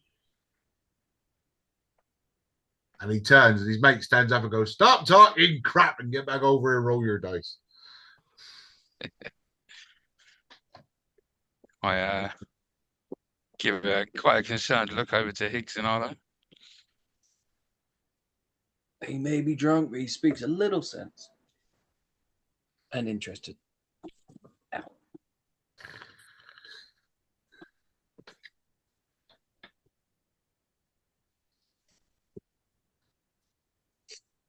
Roll me a perception.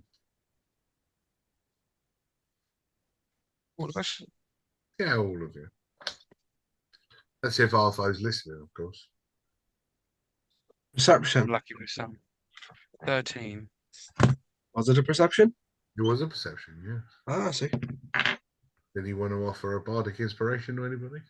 17. No. Okay. 17 on Higgs. 19. Interesting. So the one of you that is iffy about the conversation that's just been had and offers the concerning look is the one that doesn't hear what is said over at the table.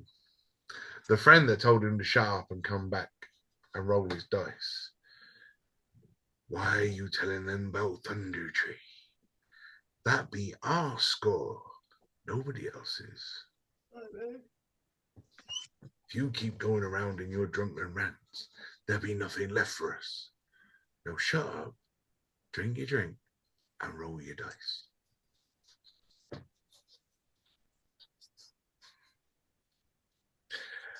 And that's where we're going to leave it for this week.